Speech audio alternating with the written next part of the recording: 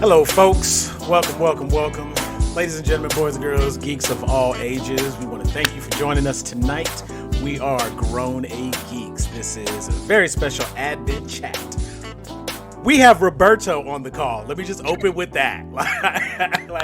We got Roberto. One of our, everybody sees him in group. He's posted all the time. He's got plenty to say, and he is actually here to talk with us today. You have seen him previously on an episode of Gag on These Balls with Brent and Tony. So he's done an episode of the sports podcast. And now we got him in an actual admin chat. So it is automatically just I apologize in advance. Just a very special episode. So everybody should know who everybody is, but just in case, I am Sam. Next to me is Will and Denisha, and below us is Jeffrey and Roberto. I'm going to say his name a couple times because I know you all don't know who that is. So, so we got Roberto. So today's topic, we are going to talk about the call was actually, what was it, the Disney investor call? Mm-hmm. Yeah. So the Investor Day 2020. Investor Day 2020, where they make all their big announcements, all the great things that they're doing, and some other interesting what is that they're doing. They have a nice little lineup for the Marvel and their Lucasfilm division, Marvel Studios and Lucasfilm. So they've got a lot of stuff coming with that, but some of this other stuff is questionable. We're going to just tap on a few of them, get some of the good, some of the stuff out the way, and then get to the meat of what everybody's actually interested in and stuff that they're going to be doing. I am going to share on the screen for a moment just the slides. These are actual images of all of the stuff that's been announced, and we're going to run through that real quick.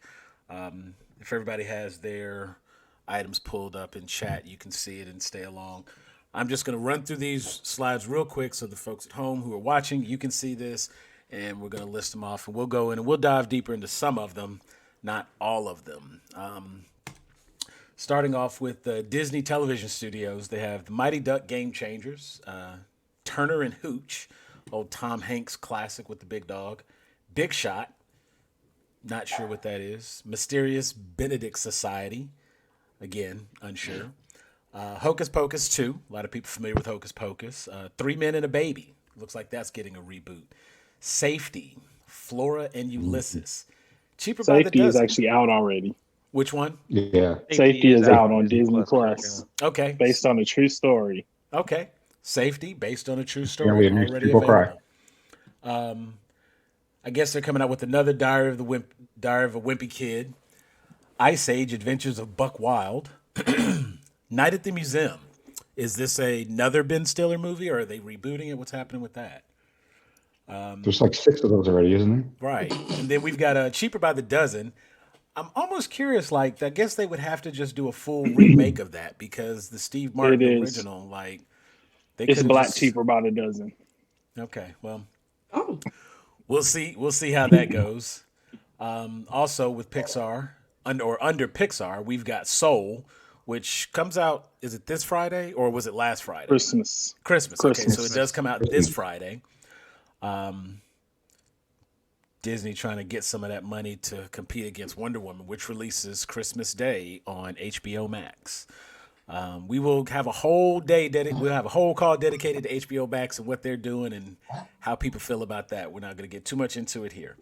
A lot of Christopher Nolan on that call. I already told you my feelings on Nolan. Let's not do that. Disney Pixar is also bringing Doug Days, the dog from Up, Squirrel, that guy. Pixar has another Cars movie. We've got Win or Lose, Luca, Turning Red, Lightyear, which is actually supposed to be the story of the live action character or the real person that Buzz Lightyear is based on. So the actual... That's interesting. Yeah, conceptually, I'm curious about that. So it just seems like if they made a toy called Buzz Lightyear, that people would know and understand that Buzz was a real I don't know. We'll discuss. Under the animation division, we've got Raya and the Last Dragon. I've seen a couple of trailers for that, so I'm curious about that. That shit looks crazy good. Yeah. It feels Avatars to me.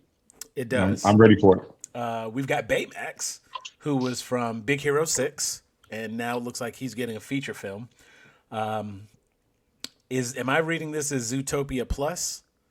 Yeah, Yes. that's what it looks like. Yeah, because I see Zootopia. I think that's what they're doing with all of their animated shows that they're turning into like a series on Disney Plus. It's just movie name plus. Gotcha. Okay, so there we go. Zootopia Plus. And you know what? I actually like that one. I definitely want to. I love Zootopia.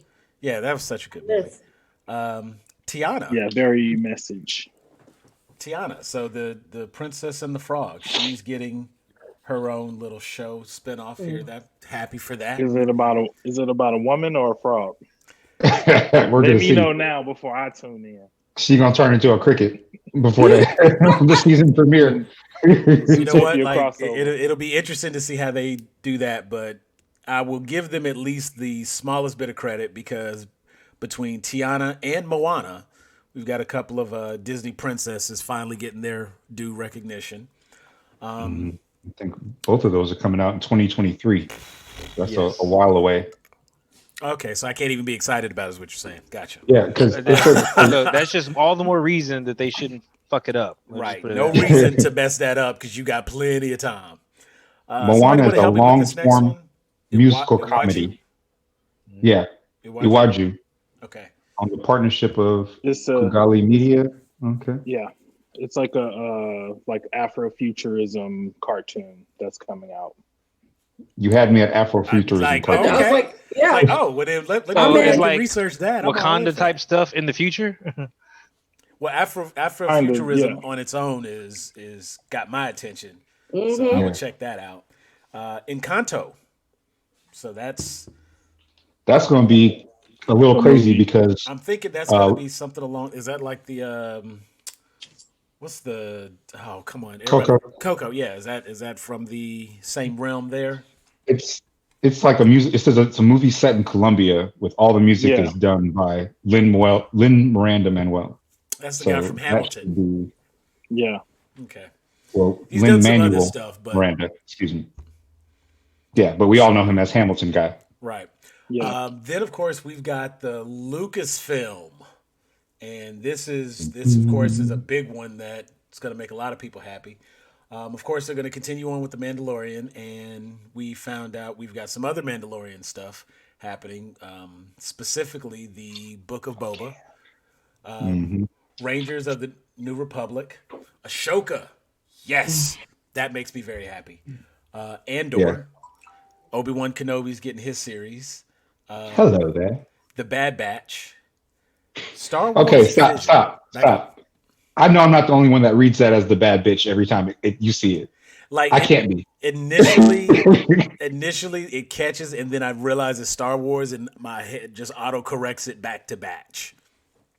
Yeah, it's about a bad batch of They had that clones. one episode from the original Genndy Tartakovsky Clone Wars series, where that little group of rebels, or not rebels, but that group of clones, they were like the top boys. So now they're all this time later getting their little spinoff and their time in the light.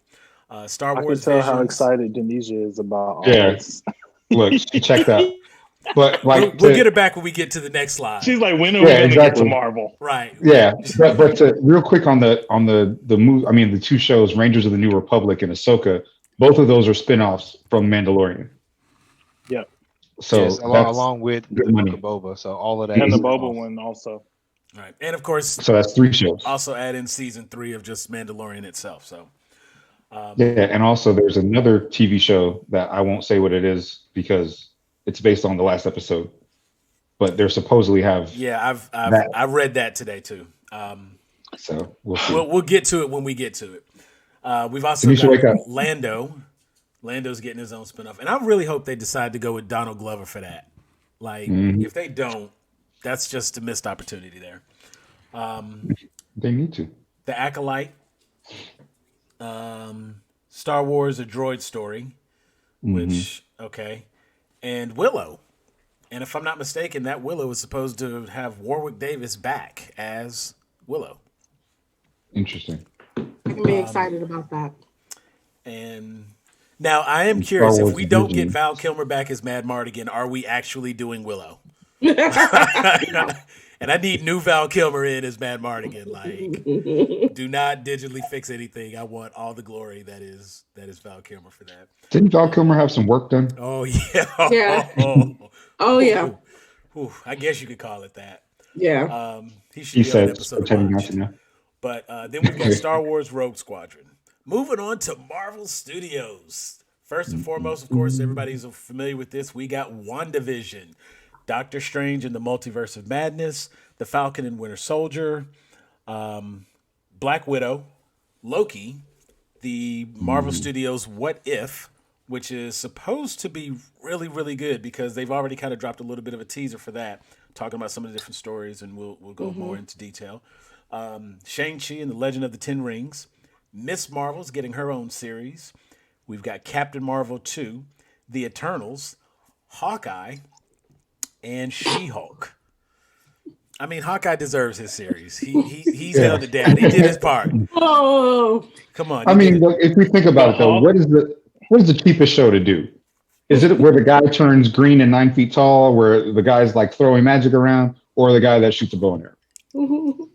I mean, the also, CW has like been doing. I mean, why you got to Yeah, take that's what I was shots about at to Hawkeye say. like that so bad though? No, Like, I like Hawkeye. I mean, love we know what it Jeremy Renner is, with that but character. you ain't got to call him out. Like, just let, Hey, look, let, Hawkeye- let it ride. It's good money. Hawkeye survived when others didn't. So It's true. Yeah, He's that's the like- point. How? he does, because obviously the man is better than Perception. Three kids. Perception. He's watching Because he everything. He has wasn't 3 faster kids. than Black Widow. You know? I'm just saying, he's got 3 kids. Right. If you can he got a survive that reason to many live. children, He got a reason to live. you can really. I mean, I was going to say because he was battle hardened from having kids. And, like, ain't no damn robot going to scare you after you got 3 kids. You get outnumbered at that point. It's a wrap. You and your partner can't even divide and conquer. It's a wrap. And zone defense. Yep. Cosplaying Ronin next year. So let's see. Continue with Marvel Studios. We've got Moon Knight. That should be very interesting, and that's the one Oscar Isaac has signed on to. We'll see if that continues to be the case. Secret He's also Invasion. doing what? Solid Snake. So that's a whole. Wonder how he's going to work that out. But I mean, the man's getting work. What can I say? yeah, Ironheart. Very happy about that. Armor Wars, which is supposed to feature War Machine, Don Cheadle. boy, Terrence Howard done messed up, man. Man, You done messed up. him boy. and Edward Norton But I got to was be supposed feeling be on some Disney kind of Plus, way. man. I was supposed to gonna be getting be on Disney Disney checks, man. man. I wanted my check to have a little Mickey Mouse mane on it. I was supposed to be in the suit, man. See Next how time. they did. Yeah, Next There was time. never a next time. Never next time. Never next time. We've got Guardians of the Galaxy Holiday Special. I Am Groot, which, if I'm not mistaken, is supposed to focus on Baby Groot. I'm animated excited short about all the series. toys that are gonna come from that. Yeah, that's going to spawn some amazing toys there. Thor, Love and Thunder. Movie number 4 for Thor. Like, go ahead, Thor. Who'd have thought? Yeah. Or I like, don't suck think it. it's just movie number 4 because isn't he also slated for Guardians of the Galaxy 3? Now, Thor has been in a lot of stuff, but this is Yeah. actually, you have Thor, Yeah, but I think he's Dark actually World, cast in this one, not just like him. Ragnarok, and then Love and Thunder. So he actually has 4 movies. Mm-hmm. Then they've got Blade and Ant-Man and the Wasp, Quantumania, Black Panther should be- 2, and First Family coming to Marvel, Fantastic Four. So Thank God. they are Excited, Denisha? they are. No, you know what? I saw something really interesting today say that Giancarlo Esposito would make a good Doctor Doom, and they're like betting on him right now to be cast as Doctor Doom. Yeah. I mean, I think he's And- definitely got the cool demeanor and would do it very well and would actually pose a threat and present some challenges. So Better than Nip Tuck guy.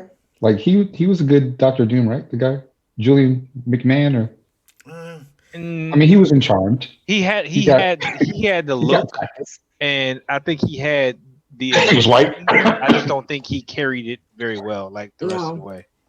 He didn't carry the whole point. tone. The whole tone for the whole movie was just like off. Yeah, Yes. the tone was bad.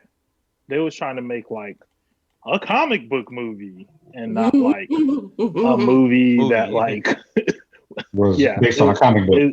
It's not the right. It wasn't the right tone. I feel like if they get the tone right in this one and make it feel like the MCU, it should be fine.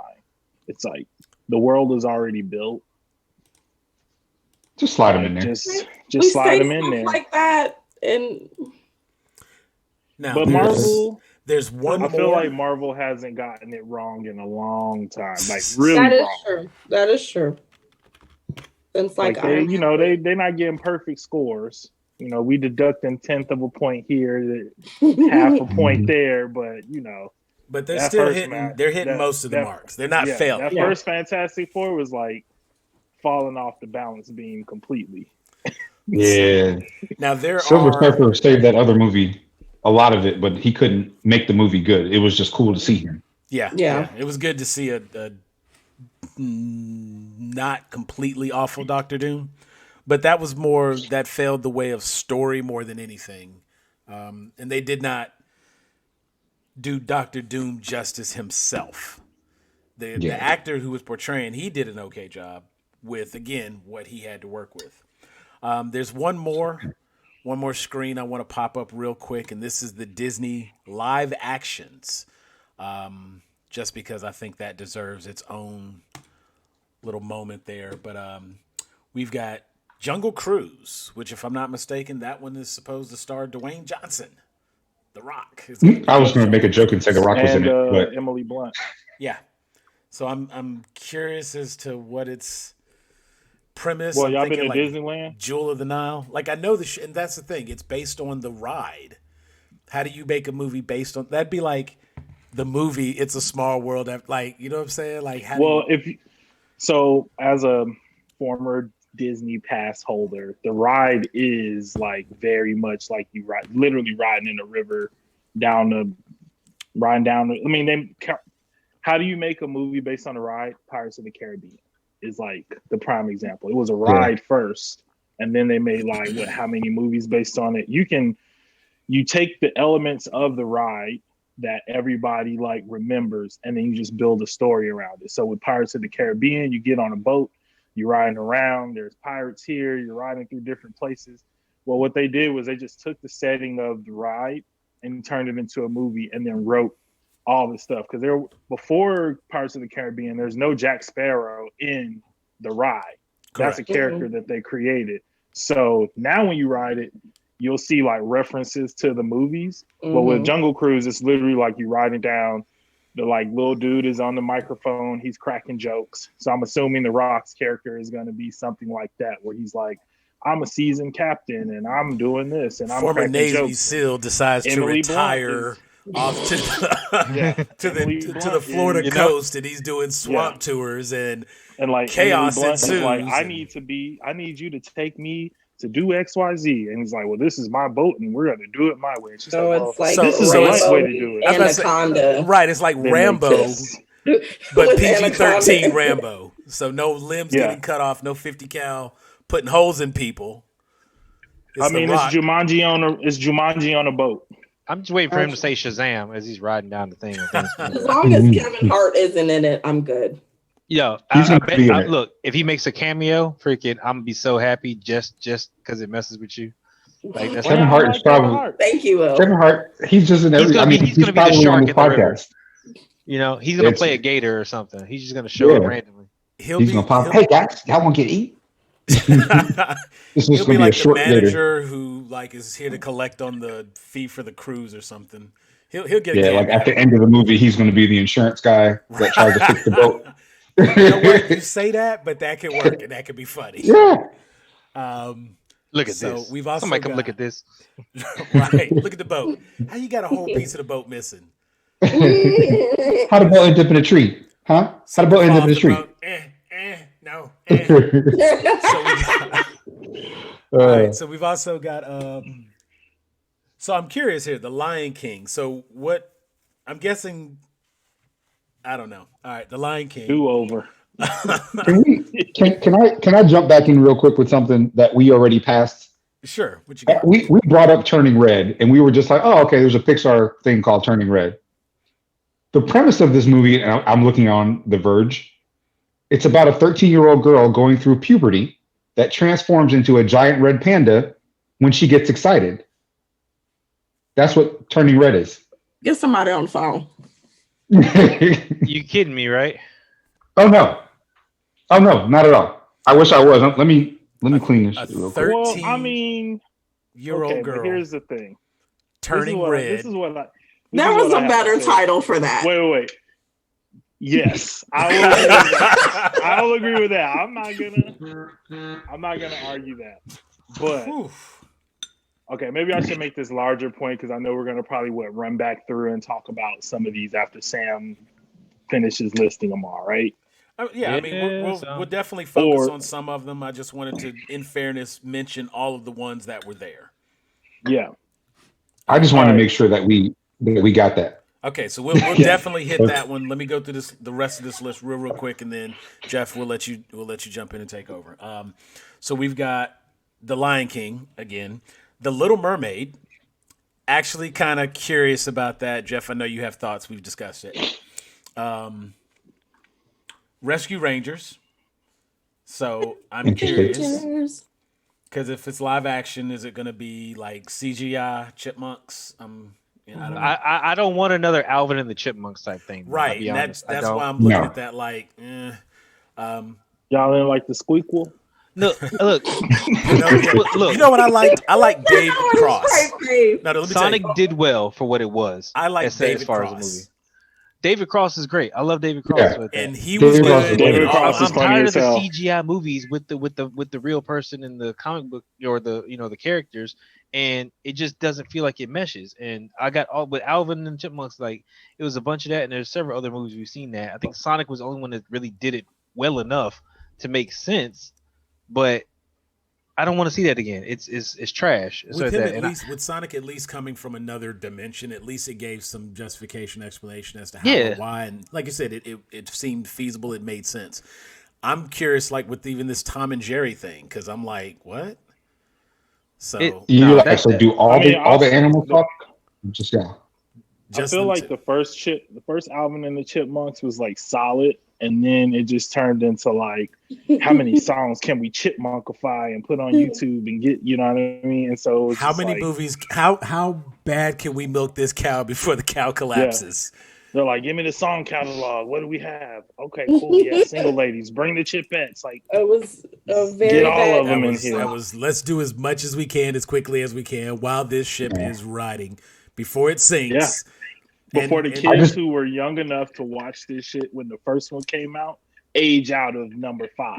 Yeah, because like new kids ain't coming in on number 5. Like, let me go back and read. Like that's an adult. Yeah, that's not like happening. they own trolls. And it was also like what was it? Jesse. There were like a couple of names at the time.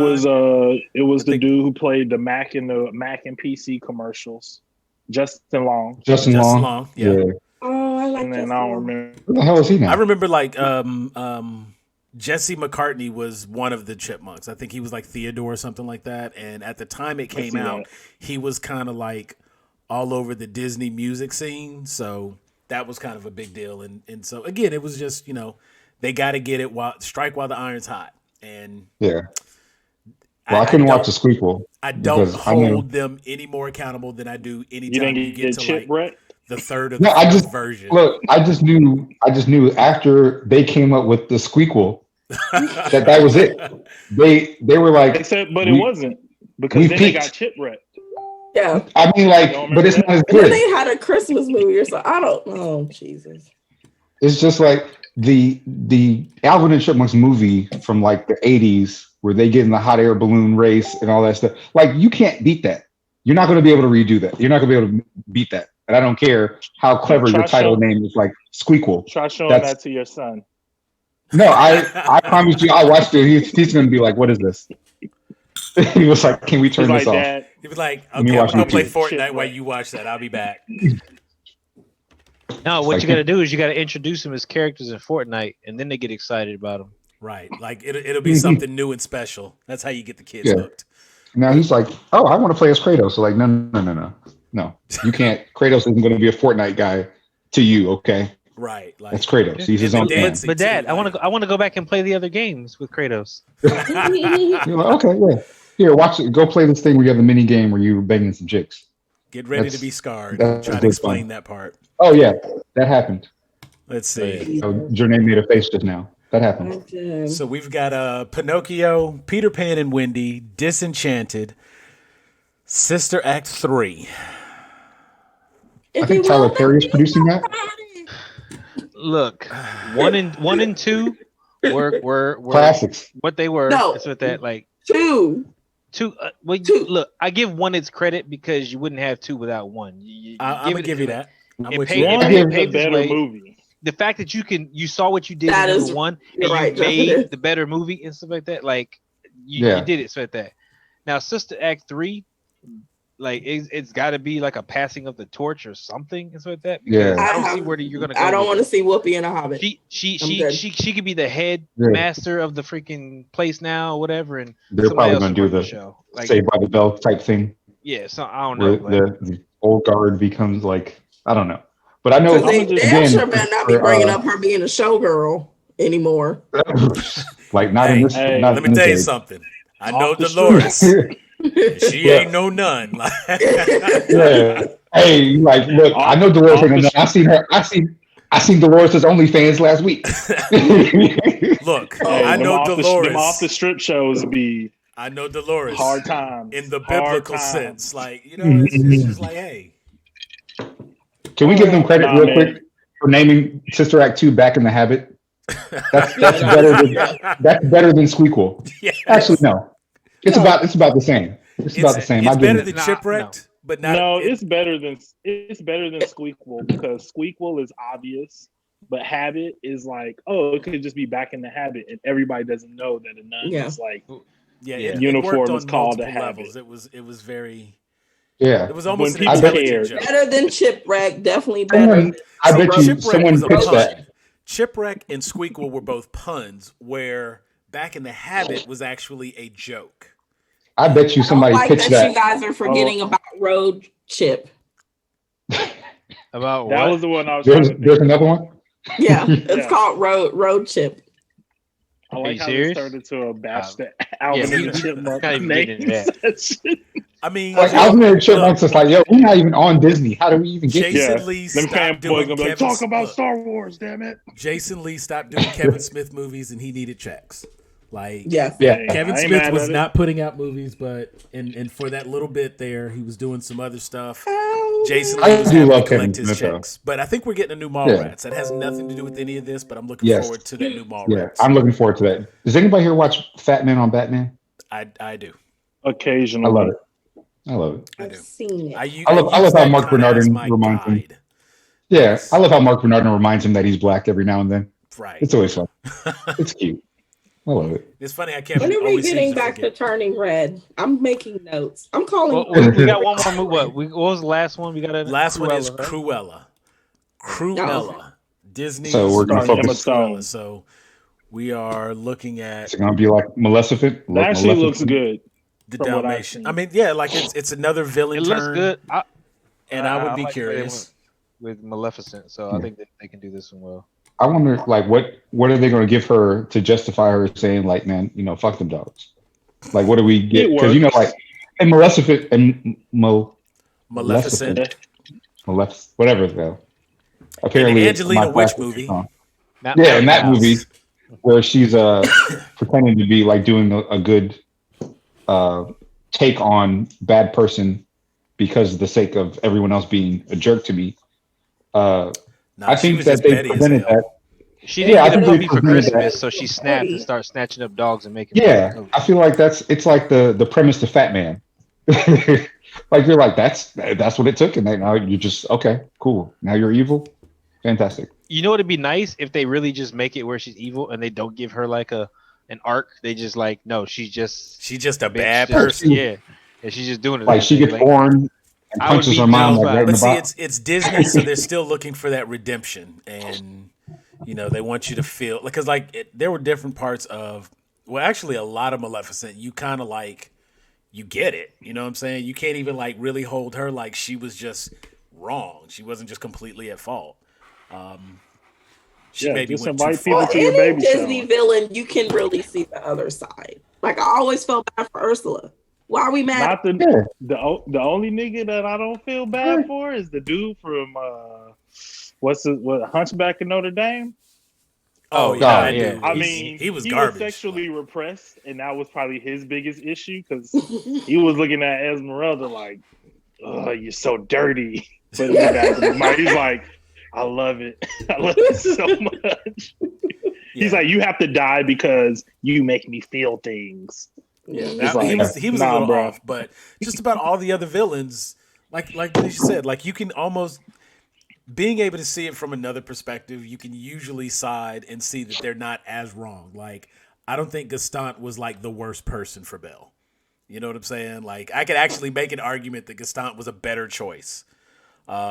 Ursula, He my was girl had a human. contract. Yeah. There was a contract. Why is everybody mad at her?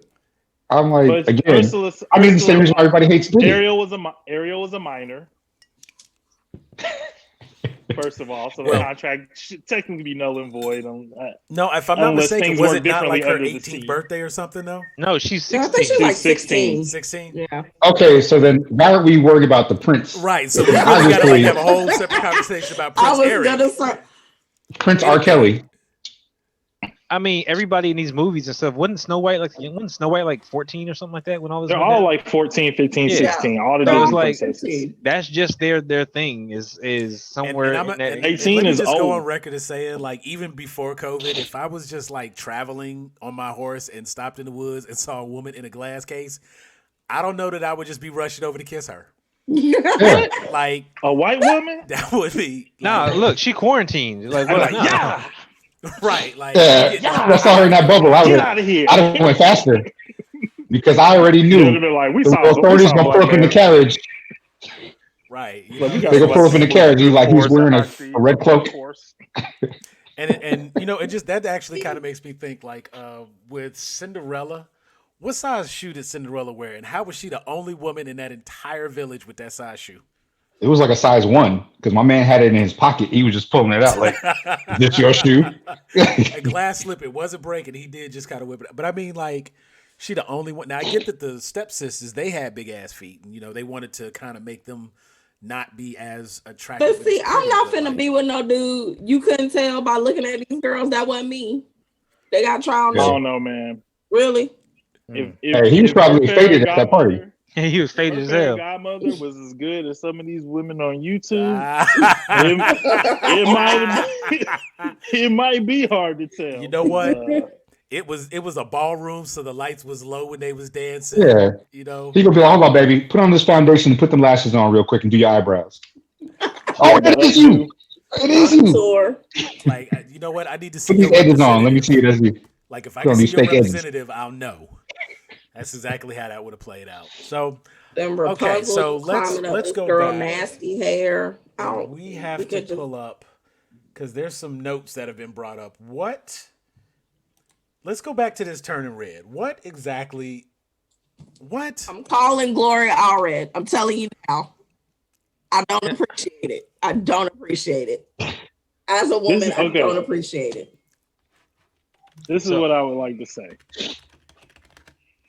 I'm going to take into account that the only woman on this panel does not appreciate it. And I am not saying these statements in order to mansplain or sway anybody's opinion. I just want to put that out there first. Okay, duly noted. Duly Right noted. before I don't he know. mansplains. I don't know if And y'all on did record. this at y'all's school.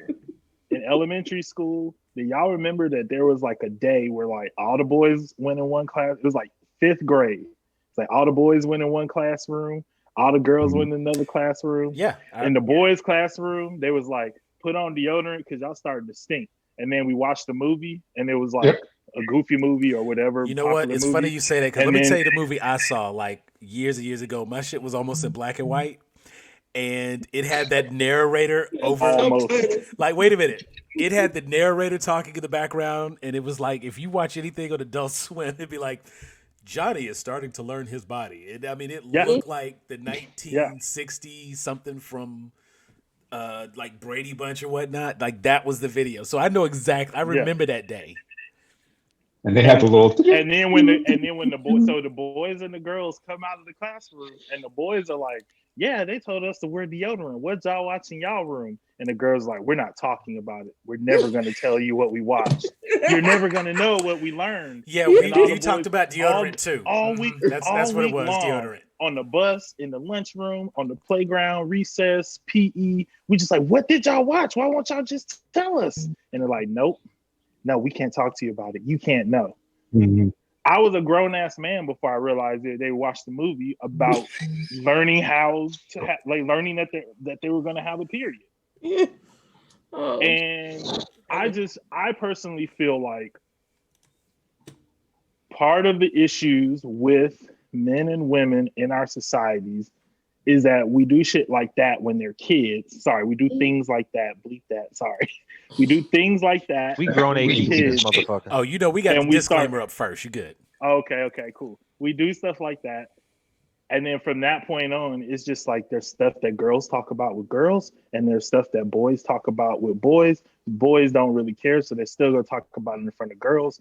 And girls are gonna be like, "Ugh, y'all are gross. That's nasty." Blah blah blah blah blah blah. And we don't know like why all of a sudden in 5th grade boys are like even more gross. Like y'all have learned like a whole new realm of biology and stuff. Mhm. And then you're going into middle school and you don't know what's going on. Then you see the little plastic thing fall out of somebody's purse. You're like, "What's that? Is that candy?" No, it's not candy. Well, what is it? I'm not going to tell you what it is. Mind your business. You know what I mean? I think that media companies doing stuff to, I don't want to say normalize, because like I watch Big Mouth and I'm like, yeah, parents should watch Big Mouth. Maybe kids shouldn't because it's a little bit crass. But It's parents a little bit should extra. watch A little bit. to like remember what that is people are rated going TV through. MA. Like Yeah. But I think that there should be something or some things where if you're a boy, you can watch, what is it, Simply Red? Turning Red? Turning Red. Not Turning Simply Red. Turning Red. You can watch Turning Red That's some juice. and like learn enough not to ask a girl what that is in class question. if you see a little candy wrapper in her purse because it ain't candy. Like, and more importantly, I don't would take it definitely upon say yourself to men take don't the don't learn candy. enough about women's bodies. You don't. Yeah. we don't. No, Yeah. You know, with You know. men not learning enough, and that's the thing. Women either. I've heard girls talk about women stuff. Like I heard some girls at lunch at work one time, and they were like, "So when you have your period, like what happens? Is it like an egg? Like, do I need to like freeze my eggs? Am I gonna like run out?" And I'm like, "You guys are adults," and I also don't know the answer right now, but I don't have that. like that sounds wrong though. But I I know what paid it is, attention. but I know I it paid ain't that. attention in health class, and I know that ain't how Grown that A goes. Geeks biology freaking lesson. It's like you know, it's like I've heard 3 different answers, and none of them sound remotely close to like what I've heard, and I don't even know if what I've heard is right. Now I'm Yeah. doubting you. well, it's a problem with today's society and stuff like that about people are not getting taught enough. And so you remember, like I have a background as firefighter EMTs for that, so I've learned a lot of different things about the body from both male and female perspective. And with this movie right here, and granted, it initially threw me and stuff like that. I want to see where they're gonna go with it because I think that people need some type of explanation because I don't think it's really being taught in schools how it should be and stuff like that. Like nothing is really being brought up in school. Like I got a high schooler and stuff like that, and he knows more about what's going on, so that because me as a dad, I've explained stuff to him, so that I explained stuff to him earlier on, so he gets it and stuff like that. But he's got friends and stuff like that. Like they have no idea what's going on. They're having those moments like what you talked about. What's going on with that? Why is she acting like that? Blah blah, whatever. Like they don't understand, and it's not till you become an adult where you really start to understand, the other sex and stuff like that. And even women, it goes, vice versa. Women need to learn to understand men and certain things because it always seems like it's a more of a, I deal with this, you don't understand, and I got this, you understand. Like, we're not gonna understand everything. Nobody's gonna understand about everything about everybody, but the more information we have, the easier it is for us to coexist. So I'm still not high up on this movie. I'm not excited about it in no type of way and stuff like that. But I'm gonna I'm not watch it either. because I want to see where it's gonna go. I want to see how they're gonna handle this. And I'm a big fan of trial and error. Like if you do this movie and you make a mistake and stuff like that and it doesn't work out, you're gonna feel the criticism from it. You're gonna feel it. But if it actually turns out decently and stuff like that, anybody who was looking at it may be like, okay, well, there's some things I may have changed about it, but y'all kind of hit the nail on the head of roughly about where this is going or wherever. Because the more I read about the synopsis, of course, it's about a coming of age, but it doesn't necessarily mention anything about said period or whatever that I've seen in the articles I've read so far, and so like that. So I wonder how they're gonna do this because they did. What was the movie Inside Out?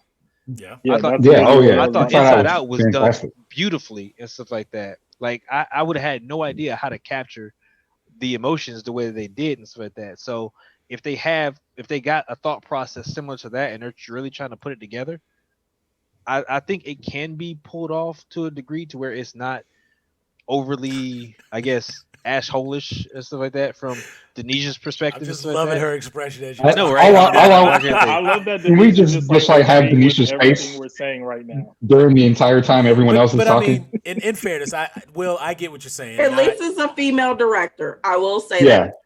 that. and to She that did point, she did the movie Bow, the little short with the Yeah. I little was about to say, dumplings. to that I point, love anybody that that's Which movie. made me the cry. the little pastries, the little puff pastry guy, that was a cute little thing there. I'm gonna spin it real quick. Is that the little girl from Finding Nemo? Darla? It looks that it's not looks- her, but it I mean, looks like similar. she doesn't have the headgear anymore. She's a little bit older, Mhm.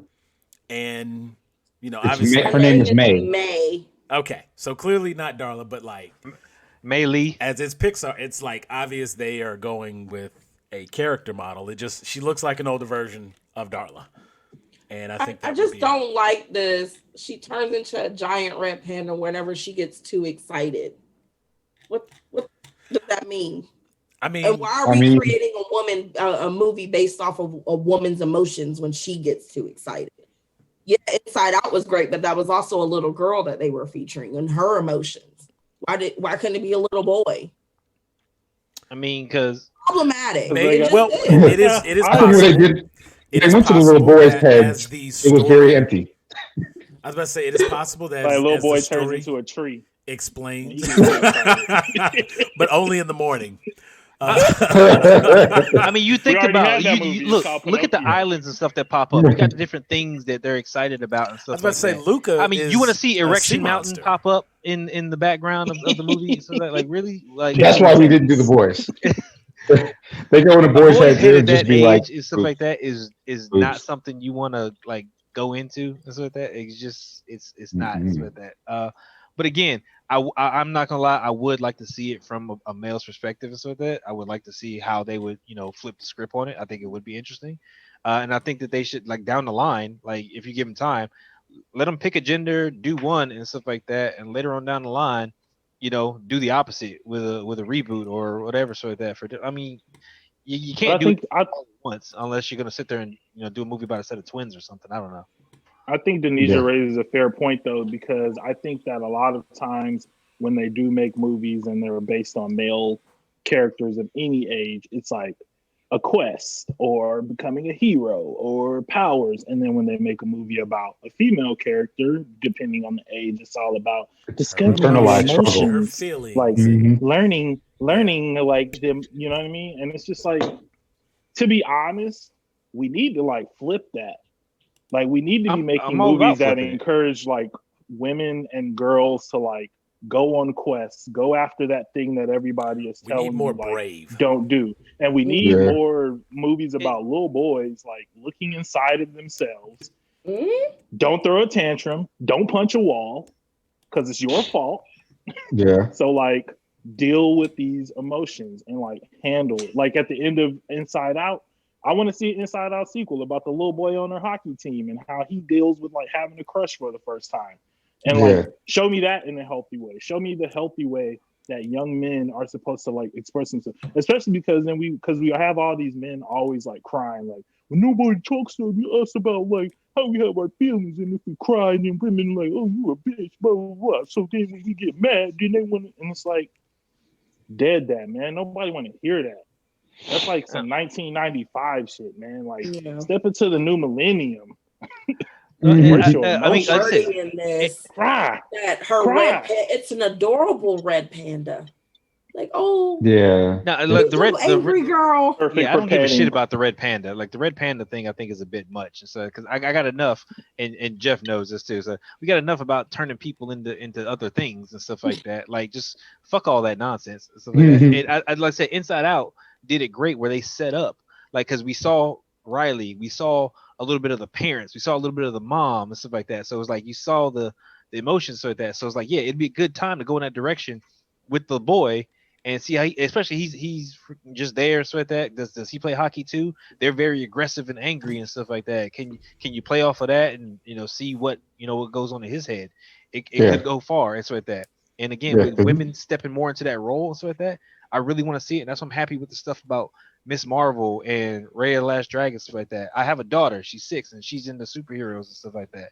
So it's like I want her to see these characters, and not only, like I want to see more women stuff like that, but not only just women, I want her to be able to see, whether it be white women, Asian women, black women. I want her to see everything because she's a mixed bag.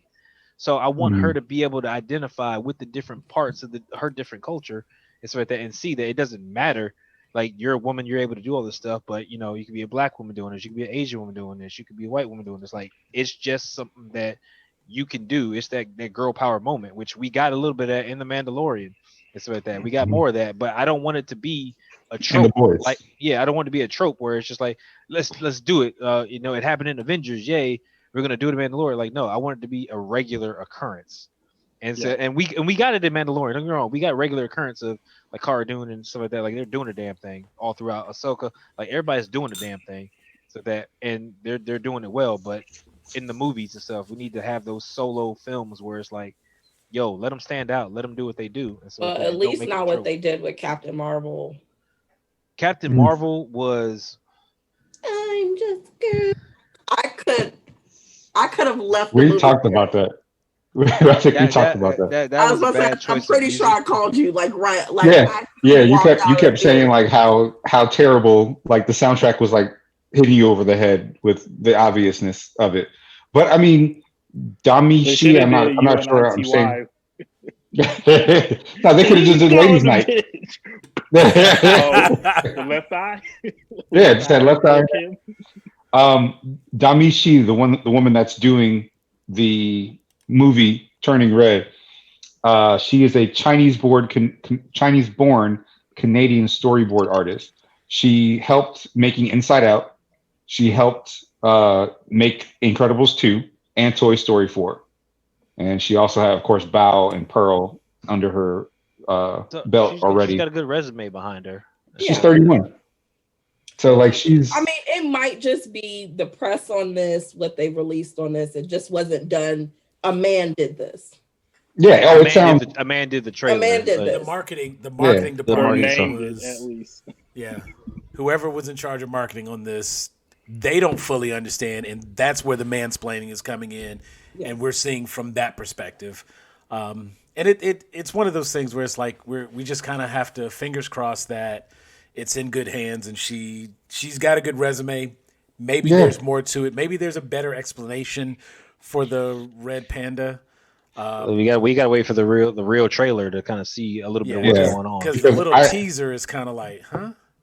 I wonder if it's scripted by Johnny in the back, who was told to put this together real quick. Like, put this together. We got to show something. So just splice it together. So like, no, I'm not trusting the teaser at all. I'm not really trusting the trailer as much as I want to see the director's vision and what they got, and they should be able to put that through the movie, because the trailers are always trailers are always ass backwards and so that when it comes to releasing stuff. Like they don't give everything into context. It's just, let me show you the meat and potatoes, what it is, but let me give you the hook. Let me get you something to get you come back. Let me show you this steak cooked just right, like on the grill. Like That's fine. Actually, but, if you've ever Yeah. seen Kitchen's any dirty. of the Like, behind fuck. the scenes on commercials, at this point, I don't like, what is the trailer? It's just going to piss me Yeah. off because that's not even the real thing. You got this half little piece of meat that's been seared, the ketchup and mustard just right. That's like a dab and it's glue on top of that, which is why it hadn't moved. That's actually a French fries with the cardboard- toothpicks. Right, like that's a cardboard piece of cheese, but we're going to take the Yep. torch and get it to tilt. The motor oil on the pancakes. You know what I'm with the saying? car- So it's Yeah. like, yeah. And essentially that's what it is. It's trailers for that. There were some other ones on there like I feel like, I mean, like, again, as none of us, as I understand, none of us are Chinese-born Canadians, women. I'm not. Maybe there's some symbolism that we're missing. Maybe the red panda is something, and that's kind of what I was thinking. Well, the red pandas are from And- China. Yeah. It is. yeah, and I know And they're they are like, adorable. they're adorable, and I know they're like spirit animals, and I know there's a lot to it, and like all I keep thinking about is Babu, the fire ferret from like the Legend of Korra, who actually looks like a red panda, not really a fire ferret, but whatever. Yeah. I'm not. I have no. Just thinking about it just drives me crazy. Like, I remember taking my daughter to go see Inside Out as she had just moved here from New Orleans and left all her friends, and she was in a dance troupe over there and had to start a new one over here. And pretty much everything that she was going through mimicked what Riley was going through, and she cried most of that movie. And I really like looked at it and was like, damn, okay, so this is connecting with her. Other than Pixar movies, I mean, they're known to make you cry.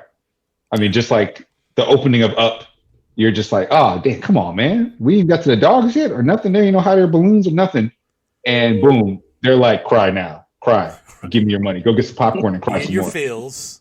And Yeah, like just be it. literally I one mean, of those things where they walk in and they really do beat you up so that right at the beginning they beat you up so that they can build you back up. They come Yeah. in, knock you down, and then they spend the next hour and a half building you back up. And that's why you have like such an attachment, because even when you think about like just about anything that's been Pixar always starts off warm, fuzzy, nice and happy right at the beginning. And then boom. Right after that, something big and major that puts you in your feels. And then Yeah. they spend the rest of the movie making it okay. yeah. I mean, I will say one more thing about representation in my kids is that my son asked me a while ago, like, y'all see your kid's big. He's 9 now. I think maybe he was like 3 or 4. And he asked me, do you think if I studied hard enough, I could be a doctor too? Just like Dr. McStuffins, because he doesn't know boys could be doctors or not. Because the only doctor he ever sees is Dr. McStuffins. And he wants to be like her and help people and be. And to me, I'm like, damn, like obviously he ain't watching ER and he doesn't understand about the disproportionate amount of like opportunity there are for men over women. But to him, he's like, dang, man, that would be cool if I could be like her. And Dora's always doing stuff and Doc McStuffin's always doing stuff. And dang, I'm a boy. I wonder if I could get in on some of this. And you'd be surprised how much like that can change your perspective. And I know it's as simple as something as a cartoon. And I think people kind of underestimated like how hype Black people got over Black Panther, and people were just like, you're overdoing it. No. Like, Not even that good of a movie. Exactly. Like, Like, well, what if we made Captain America? Shut up. You know, like, and I'm happy to see more things going this way, like the Miss Marvel, the Ironheart with Riri, you know, even the I can't remember what it is, the Young Women's Avengers thing that they have. What, A-Force? Yeah, where it's like a cartoon on Disney, which I didn't know because I don't. Oh, Marvel Rising. Marvel Rising, there it is. It's like Gwen and Kamala and Ironheart, Squirrel. Ironheart. Pretty much Yeah, the and Squirrel champions. Girl, of course, or the Young invincible Avengers. Squirrel Girl. It's pretty cool. Like that there's I want to get away from it being a niche thing, like minorities and women having like a spot, or like where I hate people who are like, well, it's somebody with an alternative lifestyle that we want in there. Like, they don't have to, like, one person I always point out, and I'll shut up after this, is the trans woman that was in the last season of Jessica Jones. They never once harped on the fact that she was trans. It's like, this is New York. There are trans women walking around. She works here. That's it. We're not doing a whole thing about it. She's just here. There's not an episode where she has to find her dad and beat him up so she can love him. There's none of that stuff. It just exists. Or And where I like think Jessica Jones has to like go beat somebody up for like misgendering her or anything Exactly. like that. Yeah. And none of the characters come in there and be like, aren't you a guy? You know, like it's none of that stuff. And I think if we can get to that point where characters are just characters and there's enough representation for everybody, we wouldn't have every time they're like, well, Giancarlo Esposito might make a good doctor. No, he's black. He's not that would be stupid. He's not even European. Like actually, he was born in Niggas are Europe. everywhere. I mean, Giancarlo is actually a half Italian man that was born in like Switzerland or something. So technically, he's closer to Doctor Doom than Matthew McConaughey would be. And I know that's what you want, but sorry, it's a stupid idea. Matthew McConaughey. All right. Right. I mean, the very first thing that Alright, came to alright. mind is like, Reed so, Richards. so what you mean to Reed tell Richards. me? I Richards see some is- lawbreakers in here. You know, you might think think it you're takes the two. smartest man in the galaxy, but I'm here to tell you something you're not. you take out the little metal mask and shit and just be like, "Hey, Steve, how you doing?" You know what? He's like, you think I have to All wear a right. mask to cover all this? His mask That's a is new gonna have a Doom, baby. Cadillac He would sitting have on the the mask side. on, but just no shirt on. You know? Exactly. Actually, no, he's got to have the shirt on because he's got to do. You got to beat on that chest. You know what I'm saying? I can see the conversation going down with Reed Richards like that. That would be a unique conversation. You know how mad you would be if you read and Matthew McConaughey walk in there and he's smarter than you, or he thinks he's smarter than you. He got better grades than you at school, and his girl like, and your girl is like, man, Doom look a little different. Hi, Victor, how you doing? And he's like, how you doing? Over here, what you over colliding some atoms? You want to smash some atoms with me back at my place? You know what? You ought to My come over factory's here. bigger. Hey, you ever smash some atoms? No. Be real cool if you did.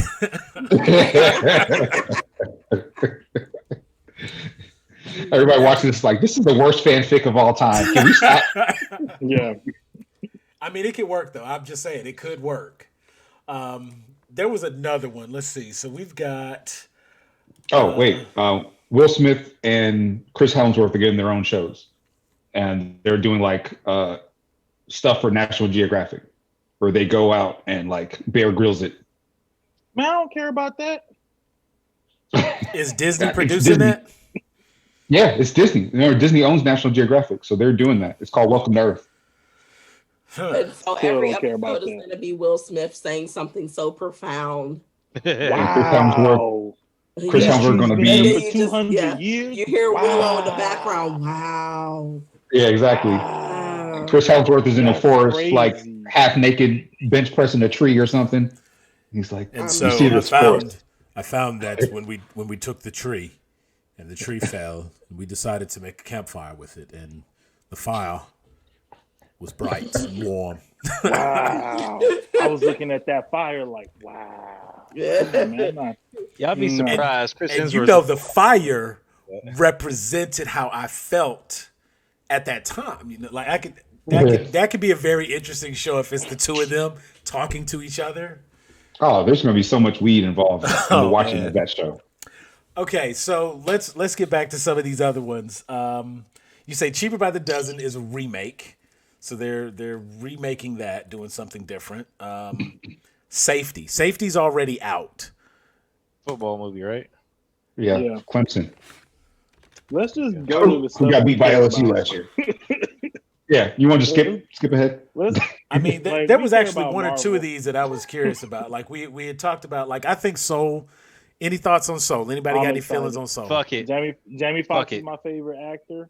I'ma watch it, but I'm like Tiana. I ain't that happy that my man's is gonna be a little lime green blob for a lot of the movie. Yeah, I don't But get I'll deal with it. But I mean, a lot of people have been doing their due diligence, writing the think pieces about how like they make these black movies, these black animated movies, without trying to like show black people for most of the movie. So I'm gonna say You mean like that Will Smith movie where he was a pigeon the whole movie, like that? exactly Representation without transformation was one of the Exactly. titles I saw, and I was like, "That's catchy."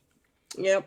Yeah, and it's just like I'm a wait and see just how long he's the green blob in the movie, but I'm definitely like Got some feelings I'm on kind it. of yeah Okay. yeah. I'm But I love Jamie Foxx. He's my favorite actor, so I'm definitely gonna watch it anyway. Yeah, And I like I'm gonna Jazz watch a it. lot. Yeah, I was gonna say this. so I like the the character And models then too. the only other Disney thing that I wanted to comment on really was like the Little Mermaid when the rest of the cast came out, because it was like we got Hallie from Chloe and Hallie, yeah. And they was like, and "That's it, bro." obviously in your mind you're like, all right, like who we gonna get for Ursula? Who we gonna get? For me, I'm looking at the Prince because come Because on, Black Dallas, Love what we got to Matters. do? What we got to Mhm. do? Like, if you read about Princess and the Frog, the original Prince in that movie was just like a white dude, and then they focus group tested it, and they was like, that's not what's up. The racist people didn't want to see him together. The black people wanted to see representation. That's why he got that good hair, and he's from some weird European country instead of being like a black dude. Yeah. I'm looking at it. I feel like this starting to feel like that old like the Brandy movie, the Brandy I was just gonna Cinderella say, Rogers and Hammerstein yep. movie, where it's like when we get a black princess, it's not it's not a black movie. It's like we got a black princess, but this is gonna be a colorblind casted movie Yes, where we're every gonna have an time. Asian prince and he gonna have a white dad and a black mom, and it's just like what is this world?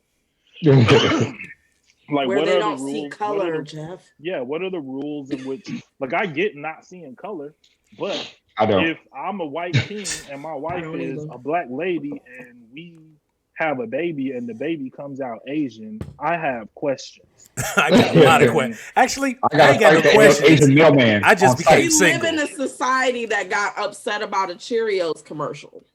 Oh yeah. Exactly. Yep. I I just remember don't that. like I just don't like that like the colorblind casting only seems to come in one form, and that's when we get a black princess, it's got to be colorblind casted. And it, and We it, Because I was got we thinking got to about balance this. it out. and it I was almost thinking about this the it other would day. almost be like anytime It's it's like I won't say a black lead, but when because it's not even just the princess. Sometimes it's the prince himself as well. And in a situation like that, now looking at it, you Well- have Javier Bardem as King Triton. how? Right? No. And I'm 100% with you Because her dead mother is black. Okay, her dead mother. That's what they want us to believe. Come on, my G. Nah, I'm not. No. the moment you cast her, that right there set the tone, set the standard. And when you stray from that, it's almost like you're saying, okay, well, you know what? Are we blanking a Black Little Mermaid movie? You got Yeah. Ariel. Be happy, okay? You got Yeah, Ariel. exactly. You got I Ariel. would not just be happy. Fuck that. Yeah, And my it's like thing is the this, Matrix that's the effect. thing. Like you have this, be grateful, and It would that's be like the that's Matrix. the expectation. and I think like my whole issue is if they had done it where it was like, you know what, all the mermaids are black people, and everybody else is just whatever they are, then I'm like, okay, cool. But like when you do the colorblind casting, it turns into one grain of pepper in a salt shaker essentially, and like. Mhm. Yeah, she's the main role, and I'm excited to see because I like Chloe and Halle. It's just a bigger piece of favorite pepper. actor on, but yeah, it's like the Mhm. pepper you put it on top instead of mixing it into the rest of the shaker. I think about Yeah. this a lot though, and I think that they were really afraid of losing the white audience. White audiences, like I was thinking about Eddie Murphy the other day, right? Like when you think about Eddie Murphy, he's someone who you would consider an actor that America loves. Mm-hmm. Everybody like Eddie Murphy movies, but there's like a clear like line of demarcation between when white people stop fucking with Eddie Murphy, and it's like right after Coming to America, because like all the stuff after Coming to America, Boomerang, Nutty Professor, Clumps, all these weird like Disney movies, and so. But before that, when you talk to white people about Eddie Murphy, they're like, "Yeah, I love Trading Places. I love Beverly Hills Cop." And it's 'cause like, he's I don't Dan think I've Aykroyd and ever Nick heard a Nolte and black shit. person. I've never heard a black person say, hey, Beverly Hills Cop is my favorite Eddie Murphy movie. I'm not saying that they don't exist. I'm sure they do. But it's like, when you have that actor who plays in the white space, and you like what they do in the white space, white audiences don't follow him when he goes to the black space. That's why Boomerang is not considered where it should be with the rest of the rom-coms. When people start talking about your Forget Paris, When Harry Met Sally, Sleepless in Seattle, nobody says Boomerang because that's not a romantic comedy. That's a black movie. But it's like, it's both. It's like, if you claim to like rom-coms and you've never watched Boomerang, you don't like rom-coms. You like white rom-coms. And you have to deal with that. You can't be mad at me because I pointed that out. You have to deal with that with yourself. And if you want to be a person who just likes white rom-coms, cool. Embrace it, but call it what it is. And I think that with a lot of this kind of stuff, whether it's switching black people to animals or amoebas blobs or colorblind in casting, it really does stem from a fear that white audiences will not go and see these movies if they don't see themselves represented in the way they want to be represented in it. Because I'm sure a bunch of people were like, oh, John Landis, Eddie Murphy making another movie together?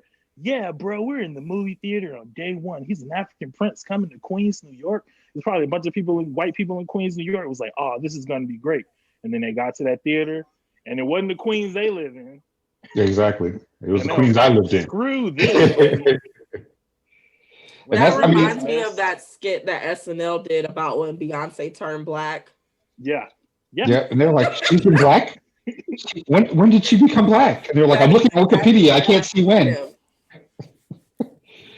But it's true, because we're not expected to care. We're expected to. I mean, we just watch what they put on there, and we don't really matter in that regard. Because, I mean, if you look try to find a good movie, and you're like, I want to find a good black Christmas movie, and then you're like, oh shit, Jingle Jangle, I can watch that. It's a new movie just came out, blah blah blah, and that's good quality, nice budget, good acting and all that. Like they did their thing, and then you get like the app that stole Christmas, and you just trying to like this isn't. You can't make everything low budget and just be like, look.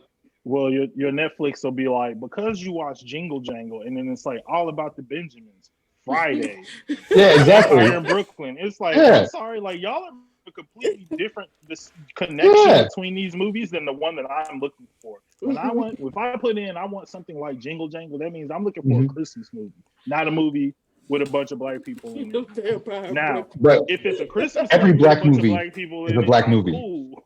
But like, you should at least I'm get not about the to watch one. Jingle Jangle, and then it's like, next up, all about the Benjamins. I'm sorry, I'm here with my family right now. This is not what we're doing. But like that's the thing. Is like all that stuff is in a black category. It's not even like they're like, okay, well, you like Jingle Jangle, so we about to put on Harlem Nights so you can watch it with your kids. Exactly. It's got the Lady from Touched by an Angel in it. It's because someone has to write the algorithm. The algorithm does eventually take on a life of its own, but just like human beings with our DNA, it's like we only have a certain amount of possibilities. The algorithms only have a certain amount of possibilities, and whoever writes the Netflix algorithms ain't going into all the black movies and being like, okay, well, this is a black movie, but it's also a rom-com, and it's also this, and it's also got this. So it should connect to these movies. They're just like, oh yeah, black people like this, they like this, they like this. Yeah, because Jingle Jangle is under black cinema. It's not because you watched Elf, you might like this movie. No. Right. How it should be. Celebrating black voices. Yes. Yeah. Yeah. That's the category. I asked for that. Yeah. The Mahogany collection. I'm trying to think of what it was. I don't know if it's on the Vizio cast or something, but they were like black movies or movies with like black cinema or celebrating black voices or whatever. And it was like Wild Wild West, The Matrix. And I was like, The Matrix? I was like, I guess Morpheus is in it? And then the third thing came up it wasn't the first Matrix. It would have been because actually I've got the Vizio and my SmartCast. I know what you're talking about. It was the Matrix, the second one, Matrix Revelations, because that actually had a larger black cast. Yeah. And then, of course, you've got the whole city of Zion, you got Morpheus, you got Jada Pinkett Smith, you got the whole council, and they made sure to put enough faces in that. And oddly enough, that didn't quite, like what happened with the second movie and then the third movie. It was just like, okay, you know what? Your budget's cut. Like, we're not doing this again. We gave you some money. Look what you did. We about to have people with dreads in this one. We're about to have people with dreads and they ghosts, but they're going to be albino since y'all don't like. Right. We're going to make them as non-black as possible. They're like, but the trick is they're actually still black. You just don't. They're black, but they're white. But they're white. It's just, I don't know, man. Like, I know people are like, I came on here to watch some shit about some Disney. Y'all in here complaining about this is why I don't watch basketball. Take off the goddamn jerseys. This is some of the problems that we having with Disney, so we gonna talk about it. Fuck it. I mean, it does apply. Red in-depth analysis. And you know what? I came here to watch an in-depth analysis about Nader and Lightning McQueen. Goddamn it! I will put the little timestamps on and be like, if you feel some kind of way, skip this section here. Yeah. But keep in mind, Be the whole video. Look, but keep in mind, this is your admin staff, so be mindful of your comments. You don't want to celebrate black voices. Right. Yeah, that's what YouTube got to put this in the black section. YouTube got to put this right next to MKBHD. They're like, look, y'all like, there's some black folks in here. We're going to be in the Hotep section. Yeah. Oh, yeah. Next to the A-Stain videos. You know what? People My are hair's watch. natural. I got on big earrings with the black women in the back. Yeah, you got the water carriers in the back. It's gonna be awesome. I know. Salt pepper happening right here. You know what? They're People like, are gonna who is watch the this queen? video. You know what's gonna play Tunisia. after this video? Right after this video, it's gonna go right into Kendrick Lamar. It's gonna be the next thing following us will be a Kendrick Lamar video. It's got like a Kendrick Lamar tiny desk. I want to send my greetings to the Queen Tunisia. The Pro woman art in the back. They're gonna spell woman with a B in there. Lanka, my sister. All right. And So, Jeff Buck is are there now. any other like Disney items to touch? Because I'm kind of good on Disney. I will say I'm kind of happy about Zootopia. Raya and the Last Dragon, that actually seems kind of cool. Good luck with Soul. I hope that works out. Luca seems weird because that's another one where they got a little kid changing into like a sea creature. Because he's mad. Right. You know what? I don't even know the premise for why he changes into the sea creature, but probably not his feelings, unfortunately. So I would guess it's just got to do something with, whatever. I'm excited about Lightyear. I think it's an interesting concept, and I think like that whole Toy Story universe is so like the Toy Story universe is like fascinating to me personally, but I think like diving deeper in a way that's not just connected to like, well, I'm like that doesn't feel so close to slavery, I guess, because like would he be on that like Samuel from Django a little bit where he'd be like, no, the most important thing is like you're his toy. You have to be there to make him happy when he comes home from school. And if you get lost, it's your own fault. It's like, come on, bro. Leave Like, it to Jeff to draw a line between Toy Story and slavery. I never in 1,000 years would I have put Toy Story into Django in the same sentence. No, Like, how do you go from Django? So wait, Hey. now Come in on, my baby. head, My I'm looking third at Tom eye Hanks got having a opened conversation last with night. Samuel L. No, Jackson. look, man. They used to brand them slaves too. Hey, look, they used to brand slaves too. So, Chain Reaction, where you start with Right, like I'm happy. Toy bruh. Story to racism and slavery. This is like 7 degrees of separation with like. Oh wait, yeah. But then at the end of the last Toy Story, when Woody was lost, he was actually free. Think about it. Open that third eye right now. Hey man, we're trying to get out the Hotep section. We want to be in the popular videos. No, we it's too late. We in there. We deep. We in there. We deep. No, I will say. George Washington Carver. You know what I'm saying? Like, I might as but well it was a go prison take of his a own mind, brother. Like, you know what I'm saying? Oh my god. Nah, but on Lightyear, I see. He there put his was when name we on was your young. foot, huh? Was it your left So foot? you can't walk King? away from him. Think about that. Let's I stop picked the because wrong we night would go to not real drink. far with this. We would No, go too far with this. We can do a whole show. There was an old cartoon, Buzz Lightyear Star Command, that was like legit, and I liked it. But I'm interested to see like what they're gonna do in terms of like the backstory, because then I feel like it could open up. Like, do we see a Woody's Roundup cartoon eventually? Like, do we see like what I want is actually like a Lost Toys cartoon where it's like Woody and Bo Peep and all the like the ones that didn't stay with the little girl at the end of the Toy Story, for like seeing what they're doing, just like on different adventures. And I mean, It's been out if you long ain't enough. seen Toy Story 4 yet, Get your life. You probably not watching the Disney talk if you ain't seen Toy Story. right? Like, Right. this might not be the one for you. Look, I was waiting on my son to watch it, man. Mhm. Well, don't let him watch this video. You good? There you go. Man, you grown, Roberto. Who don't nobody care about ruining Toy Story for you? Hey, look, I'm the demographic, damn it. Toy Story like 20 years old. Like, Just ruin it for him. yeah, I'm going there like, hey, bud, wake up. Hey, no, he doesn't stay with him. And guess what? Andy's real name is Massa.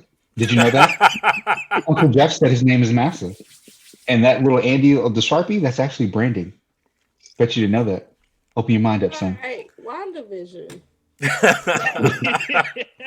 So let's move on out of Disney. We're going into, you want to hit, you know what? We will hit Marvel first and allow Denisha to exit before we get into Lucas.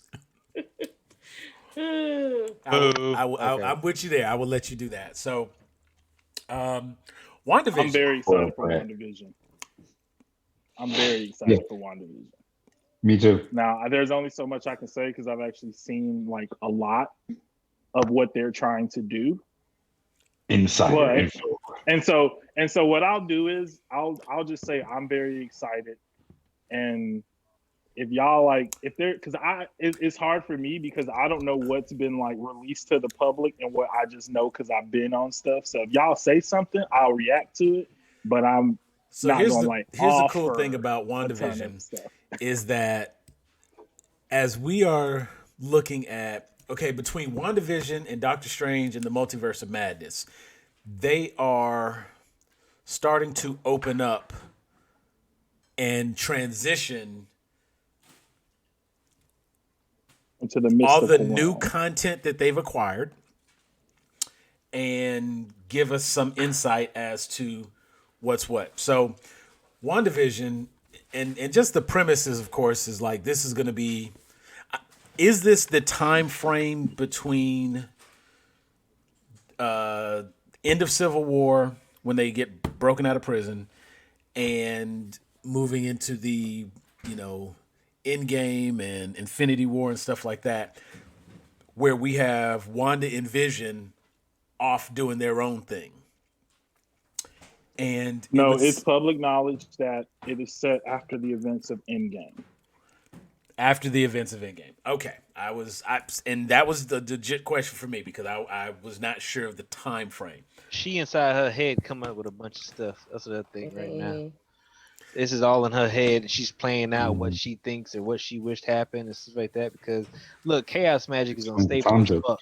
And see, and it's that chaos magic, of course, with Wanda, where she's gonna like probably create some things that didn't exist before in Marvel.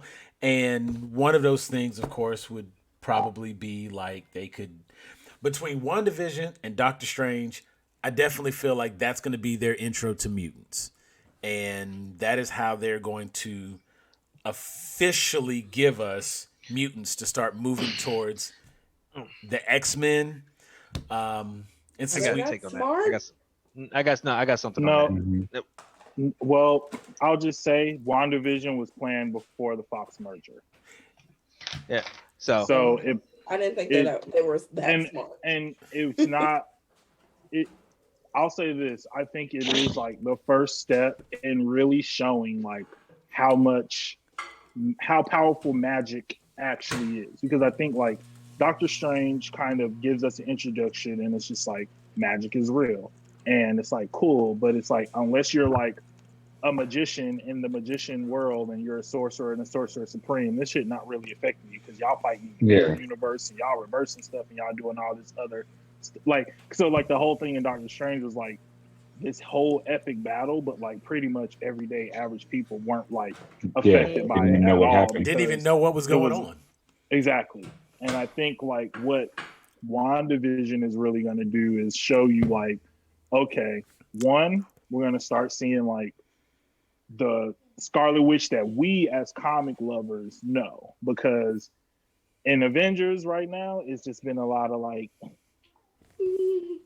and then some stuff happens. Gonna manipulate your mind. I think the biggest thing we've seen. Accent, then she doesn't have an accent. And... Yeah, they just gave up on the accent because it was like it was okay. too much for her to remember, and her brother was dead, so there was nothing to reinforce that Sokovian accent. So it was like, just don't worry about it.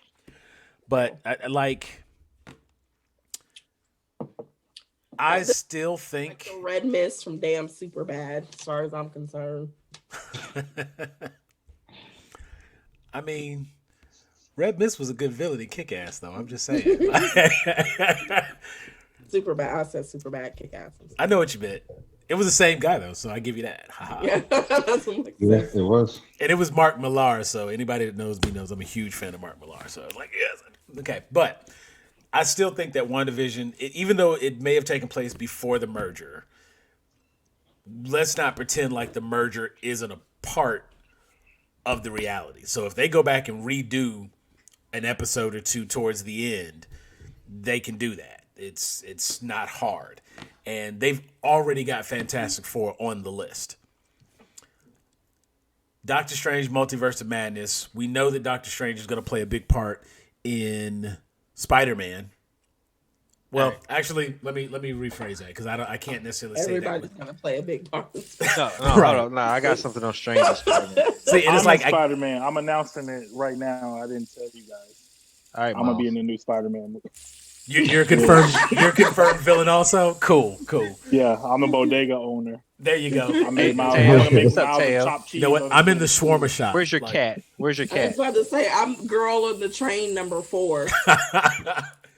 I was standing in line to get one of those sandwiches after the shop got rebuilt. I'm right there.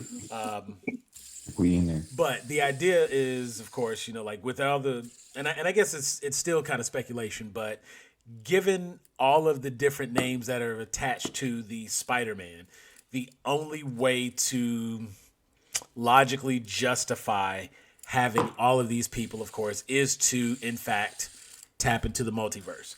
And given that Doctor Strange, the title of Doctor Strange is Multiverse of Madness, that's a dead giveaway that Strange is going to cross through a few universes. We've seen that he has the portal capability of being able to, wherever the people that got dusted went, he was able to portal them back. So his magic, he's a Sorcerer Supreme, he's got some capability. Why wouldn't he be able to jump through? You tack in WandaVision on top of that, and it's just like that is a formula right there to give us anything that they decide they want us to have, because they have two of the most powerful mages in Marvel at the helm. So anything that they decide they want to do, I mean, granted, we have the What If series, which, will give us some really cool one-off stories. None of that's going to be canon, so to speak. It's just going to be some really cool hypothetical situations, and it'll play out pretty cool. One of them, of course, and just something I was reading, of course, says that like Chadwick Boseman has like all of this content that he's recorded that's going to be in the different What If series. And that is fantastic to actually hear Boseman's voice in the Black Panther character, because one of the What If stories is what if Peter Quill was not the one that was picked up by Yondu. What if Yondu actually picked up T'Challa? So Star-Lord is now T'Challa, not Peter Quill. How would that be different? So you take the person that T'Challa is and put him in the role of Star-Lord. And Stop you know making me what? crazy. Maybe, kidnapping now. but see, hold on. The cool thing about it is like maybe that means that Thanos gets beat a lot earlier because he ain't simping over a chick. I'm just saying, you could do different things with it. And what if is going to take care of those hypotheticals? But WandaVision and Multiverse of Madness, that's going to open the door to give them access to whatever they need access to. Yeah. And Elizabeth Olsen is going to be in Multiverse of Madness. I think I saw her name Yes. on the poster. Yes, she is going to be in Multiverse of Madness. I'm pretty confident we're So- getting the Multiverse Sinister Six and stuff like that, to where this is where they're going to bring it all together and stuff like that. I'm hoping that he teaches her to do stuff other than Helps her think she control her chaos magic. yeah. I don't Well, think I she think really when needs you to watch- control it. She needs to freaking use it. Like, it's not necessarily control. She needs to release it. She's But see, that's the capable of thing. making- The only thing time she's doing is child's play. Okay. Like, that's baby shit Okay. for her. But think about it. Think about it like this. Okay, think about it in the context of like what we know about Scarlet Witch's character from comics, right? And now think Before or about after the reset. I mean, she is the I'm thinking- reset. That's the thing. yeah, essentially what, yeah. And I think like not what we know about like all the events and details of her life, but just like what we know about her powers, how she uses them, etc. You know, we've never seen any of that. We also know that Scarlet Witch has like just this reputation of being like, I feel like everybody kind of walks on eggshells around her Mm-hmm. in some ways in the comics as well. That's been kind of a thing. And I think, you know, in the movie, like you see a little bit of this when they're like keeping her at the Avengers mansion, but didn't tell her they're trying to keep her here. So she's like, yeah, I need to go run out and get some like spices for this soup. And Vision's like, I can go. Which was the She's first like, tell. what are you trying to keep me here? And he's like, yeah, basically. I think, you know, now this is after Endgame. So she watched Vision die. Vision didn't come through no portal at the end of the movie. So the biggest question is, How is Vision there? who is this? Shuri. What is this? How are we doing it? And I think Shuri you got know, something out. She Well, may, they're she may have gonna- got they're just enough gonna- out. They're gonna address it in the It's like, no, I know. in the I just show. don't tell you. I know I can't, or I'll get fired. No, I know. That's I'm why just we're- saying what we I'm trying to make know jokes. about. I'm more trying to like my whole thing is like I like listening to people's theories, but I don't want people to form theories on like the wrong foundation. And the foundation for your theory on WandaVision should be this is after Endgame. Vision is like the last we've seen of Vision was he got the stone ripped out of his head and he's essentially like dead.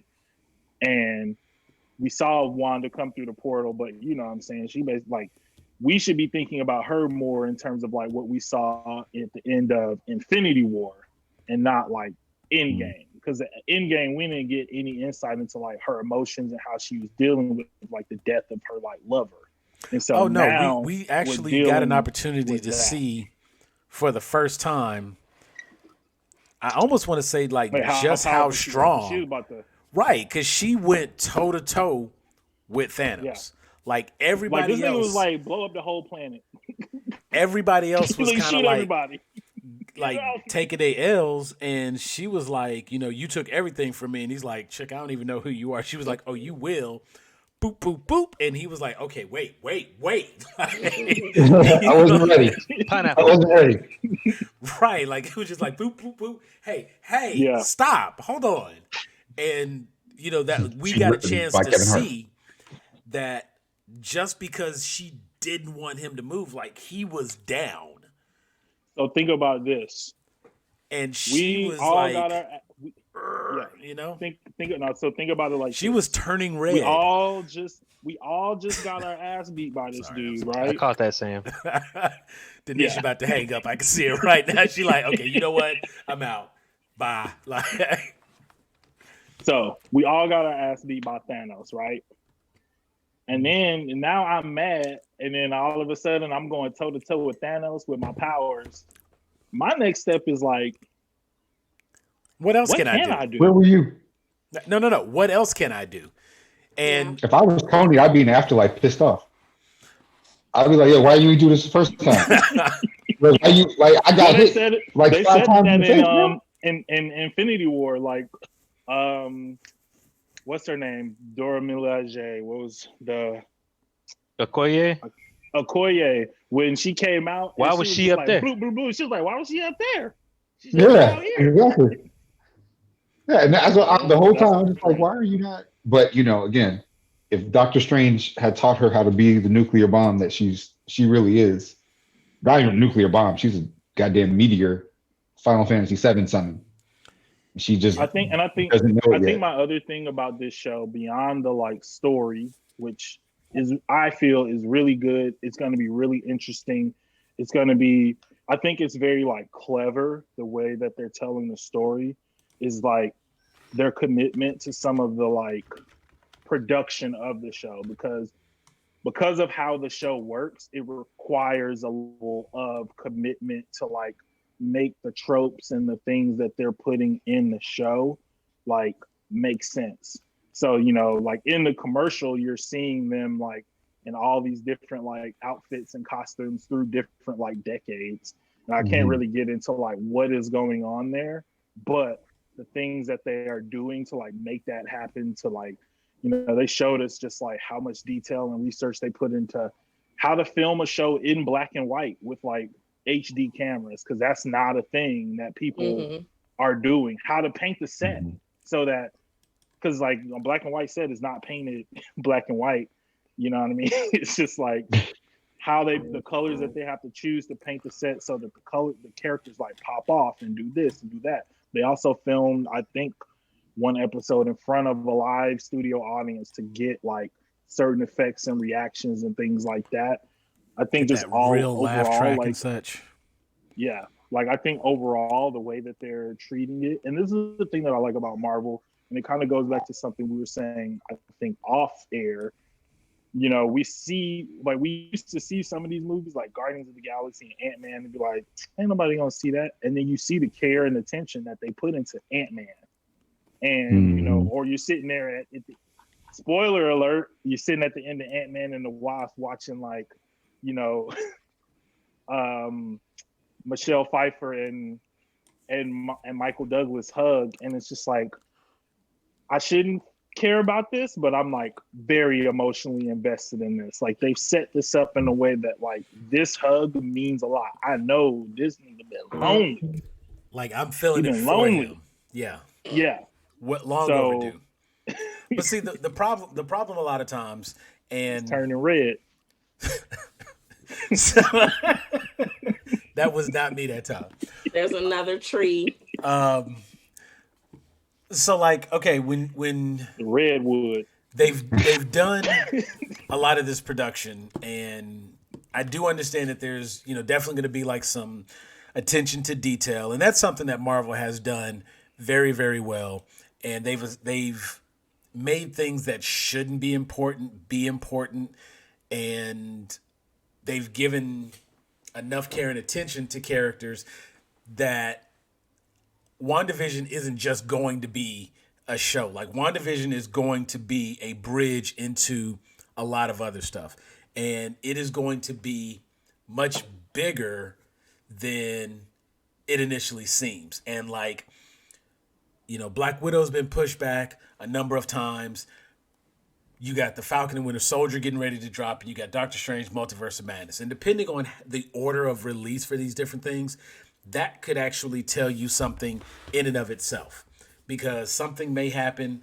It's just like with actually, I don't even want to say it that way, but very similarly to the way CW has all of their superhero TV shows and a lot of that stuff. Antiverse. Right. It's the Arrowverse where it all kind of crisscrosses, and something that happens here gets discussed over there, and it's relevant because it happened and it's canon for that universe and whatnot.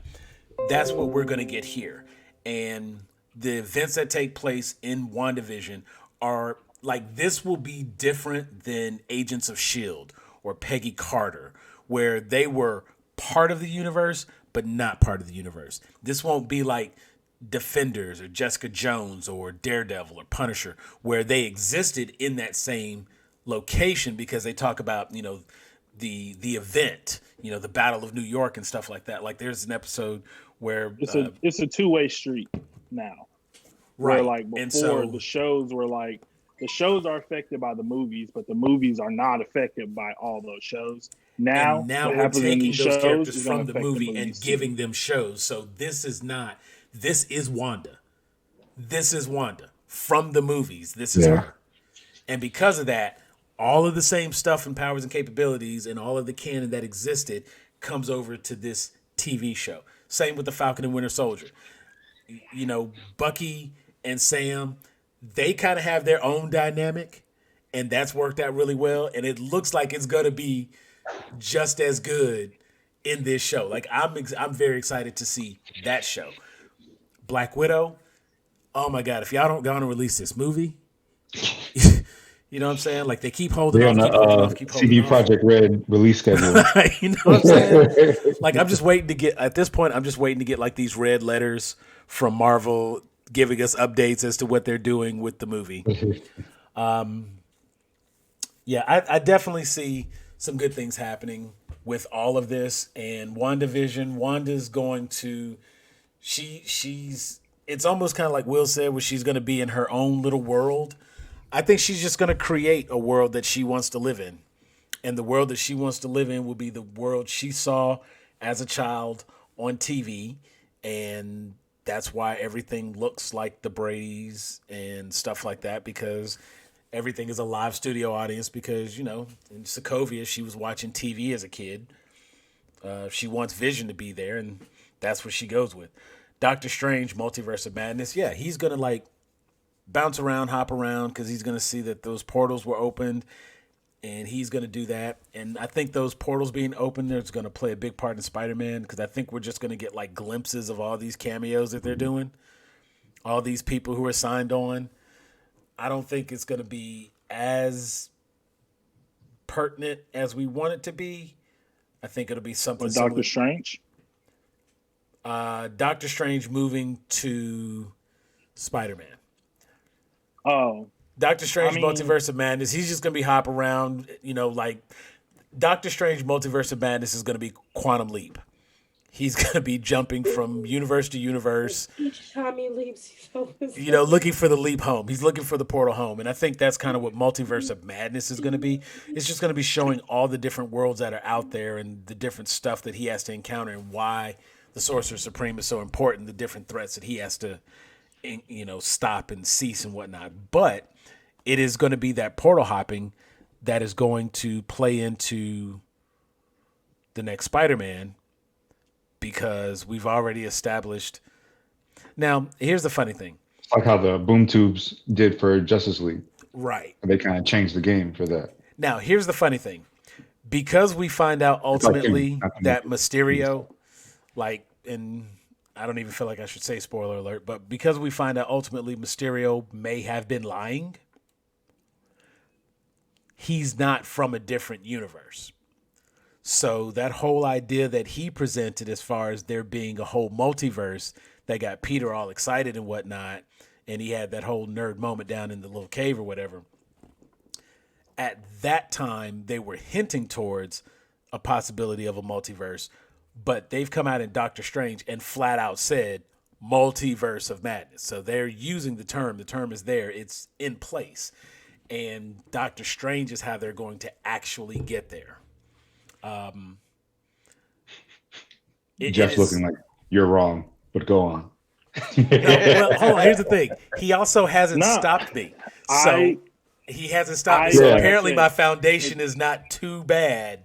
It's. I'll say this about Doctor Strange. Again, you kind of have to think about it in terms of where are these characters after Endgame, right? Doctor Strange has witnessed time travel. He's witnessed multiple alternate endings of everything that happened with Thanos, right? So I think that 14 million examples. Yeah. And I think for him, it's just what is the next what is the and honestly, I don't really know much about this movie. Like, it's not that far along in production. They haven't like even brought us in to like talk to us or giving us like kind of the lowdown on it yet. So I mean, I'm in a speculative position as well.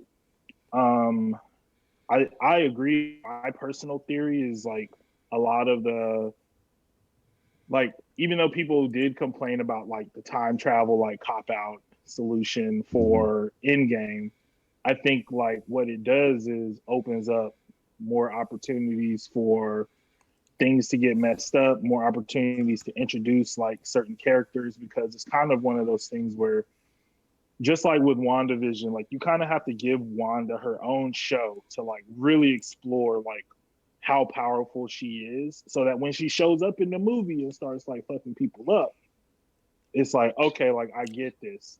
That's Like, not the screams of because you Mary don't want Sue to coming from nobody's everybody. going to nobody's going to an Avengers movie to spend 25 minutes on like how powerful Wanda is. It's like, as screwed up as that sounds, it's just like you want to know this stuff already. And giving her the show on Disney Plus, I think her character deserves that exploration. And again, and Doctor Strange, I feel the same way. His character kind of like deserves that solo exploration of like, okay, now that we've like defeated Thanos, what are the other like unintended consequences of this? And I think that's what like for me, that's always kind of been Doctor Strange's lane. It's like, yeah, you guys are doing all this stuff and it's practical and it's cool, but like, here's all the unintended consequences of like what you're doing. And because I have magic, I can like tap into something that allows me to like see all these things and do something about it. And so I see it more as like, for me, what are the unintended consequences of like going back in time and taking the Infinity Stones out of continuity to defeat Thanos, even if you went and put them back in the exact same place? Because everybody, like, Loki got away.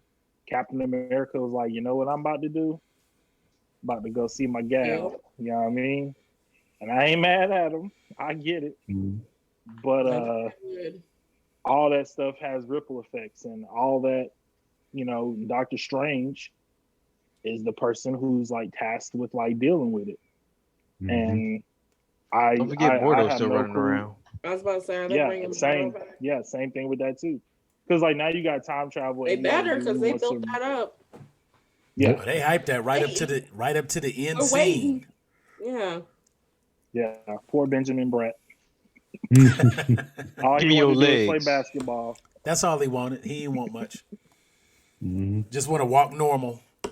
That was like, Ben, we're gonna shoot you on one day. We're gonna have Doctor Strange come in. We're gonna change your outfit, and then we're gonna have Mordo come in.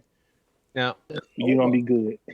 Now, keep on. I'm gonna segue into something real quick, because they're bringing back all these villains and stuff from the different multiverses and stuff like that. Now, you also know they're doing She-Hulk, and they're bringing Abomination back with Roth, and so like that. So this is just a whole big setup. Let's say again, this multiverse is gonna, I think, it's definitely gonna expand to multiple shows. Like, there's so many things that they can pull with it. With bringing in Abomination, still having Hulk, so that the leader was around during that time. He started to get created, but and they never explored that. Now, technically, Abomination, because in theory, the battle that took place with Edward Norton and Abomination is still supposed to be canonically. No, it's still within our timeline. Character. Yeah, it's still within our timeline. But just the fact is, like, they're bringing back all the bad guys for that. So you have to just literally, when you backtrack and stuff like that, look at who was messed with, look at who was done in the past and stuff like that. So if you want to go back to, the older movies and stuff like that, if you want to go back to the TV shows and start bringing characters in, like, they've got a lot of options and stuff here. Like, they can do a lot and so that, like, they don't have, not to say that they're bringing everybody in already, but they have the option if they want to dip into somewhere else. Like, okay, we brought back Abomination, so that we brought back Hulk, so that, let's say Edward Norton doesn't come back as Hulk, and so like that for some purpose or whatever the case would be, it's an option, and so that they put on the table. Like, this movie right here is the foundation for multiple trees. This is about to get real stupid. freaking if And you know You know if what? it If got they out of hand. have Edward don't forget, Norton we still got and Mark Ruffalo in an episode of She-Hulk, I would love that. yeah. That would Yeah. be amazing. That What would if be we crazy. see Red Hulk and fucking Green Hulk or stuff like that? Freaking Yeah. we see Joe Fixit or some shit. Like Yeah, and we still got Morbius and Blade, movies coming out that and that sets up the technically supernaturals with Ghost Rider and stuff too. Spider-Man Like scenario, yeah, and you have magic, you have vampires, you have all this shit that's coming at, and I know as Peter Parker, where you think you're the wildest thing you've encountered, and then the blip happens, and then you go out there and you meet all these other things, and all this other crazy shit starts happening. I think that you can really have anybody show you that, but I think if they're going to use Strange and Wanda to make us visit those things, that would be dope. And also, I would love to see how that ripples down to, and if they don't bring back the goddamn Netflix heroes, like I know John Bernthal is talking about coming back as Punisher. Charlie Cox still wants to be Daredevil. I know. I don't know about Jessica. look, I'll take them all if they're willing to do it. I'll definitely take them Yeah, all. And stuff like that. yeah, I I'll, wouldn't e- be mad I'll at even the take Luke Iron Cage. Fist. I'll even You said take what? Iron Fist. No, I Yeah. need a new Iron Fist. yeah. Look, New I'll take. Iron Look, Fist. I'll take him out of respect for like the shows and like what they started doing with the continuity of the It shows. got Like that, better. I would prefer Yeah, a better Iron Not because Fist. of him. Instead of Yeah. that. No, not because of much better him. writing. But Yeah, again, he was he's an afterthought in the there. show. But like I would much prefer, and that's why I think like with Shang-Chi and stuff like that, like Shang-Chi can just push Iron Fist down and take his spot. I don't care. I'm gonna take the seal of the That dragon. looks like it's gonna be really good too. Yeah, They've shown us It a lot for that, it and definitely it should looks be. like it's gonna be like legit. So Um, who's this bad guy for Shang-Chi? Mike Coulter, that's his name. That's Luke Cage. Mike Coulter. Yeah. Yeah, Um, I'll take a Coffee. new Luke Cage. That's all I know about Luke Cage. Coffee. Yeah, Coffee. if you give me And anybody, the worst Punisher, dab ever. Punisher, Daredevil, and Jessica Jones were the best three out of that entire thing. Give me those three, and I'll be happy. So that if you don't give me the other two, that's fine. If the other two got to come with it, like it's a package deal, because I got the combo. All right, fine. I mean, Buy 3, get 2 free. Right. look, just put it this way. Sometimes you forget there's fries in the bag, right? I mean, it happens. Fuck it. Like so, I'll Or the take nuggets it. in place of my fries. I'm I'll with you take though. I'll take a new Iron Fist and Luke Cage, and just give me a Heroes for Hire show. Yeah. Yeah, So I would be okay with that. I'm looking at stuff, and Wong's going to be in Shang-Chi. Yeah, The actor, I did. Benedict Wong. Not you, Jeff. We know you know already. Um, Goddamn, Stephen Strange of the shit. He's like, no, I've seen that. I've already Yeah, I've seen it. 14 Yeah, million yeah. different versions of everything you're talking about. But continue. Go ahead. Give me I your thought version. he's going to be in it. And Mandarin is going to be. I like they have one of the actors. I'm looking at the wiki, and they're like They have Florian the real Mandarin. Montanel or whatever his name is. His character is secondary villain, so they're not revealing who that is, but definitely going to have Mandarin in there. And Aquafina is going to be in another movie. That's okay. Whatever. Who asked I for think that? that's going to be interesting. Like, I feel if they like actually Asian put people Mandarin. must fuck with My it. dog doesn't like it. What's the admin? Tabitha? Is that Yeah. Yeah, she like, of Asian descent? We need to ask Like, her. like, Like, do go y'all ahead, like just guess rock on- with her? Because Yeah, just guess in public. That's cool. We've all been drinking. It's I was fine. just going off the picture. Is Yeah, me too. I think she I has apologize, her Tabitha. place in certain movies, not this movie, not these movies. I don't know how she would fare and stuff like that, but again, it's I would just kind have of to see Aquafina do anything that was even remotely serious to try to take her seriously to see if she can act. say Yeah. Ming Na I Wen. forget the name of the movie, but there's some movie about like her and her family going home to like visit her grandmother who's like dying or something like that. And she's supposed to be really, really good in it. I thought that I was the haven't seen TV it. show she did. No, there's a movie. The You're Farewell? talking about Aquafina or something. Yeah, The Farewell. Apparently Yeah. she was really, really good in The Farewell. and apparently she's a good. I mean, Mouth is she's weird. I can't good at concentrate. pretending to be black, so maybe she'd be good at pretending to be other stuff too. That's all acting is, pretending. It is. The better I pretender thought you she was are. good in Crazy Rich Asians, but I mean, she was supposed to be over the top.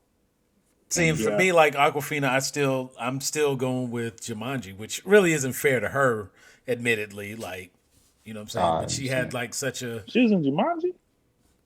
yeah. She was She the was. she was the The next character level. that the second Oh, Jumanji. I haven't seen the second one. Okay, I haven't seen yeah, the the second second Jumanji. You're Don't not missing spoil it much. for me, guys. Nah, I saw The Rock and Kevin Hart, and I was like, yeah, I'm good.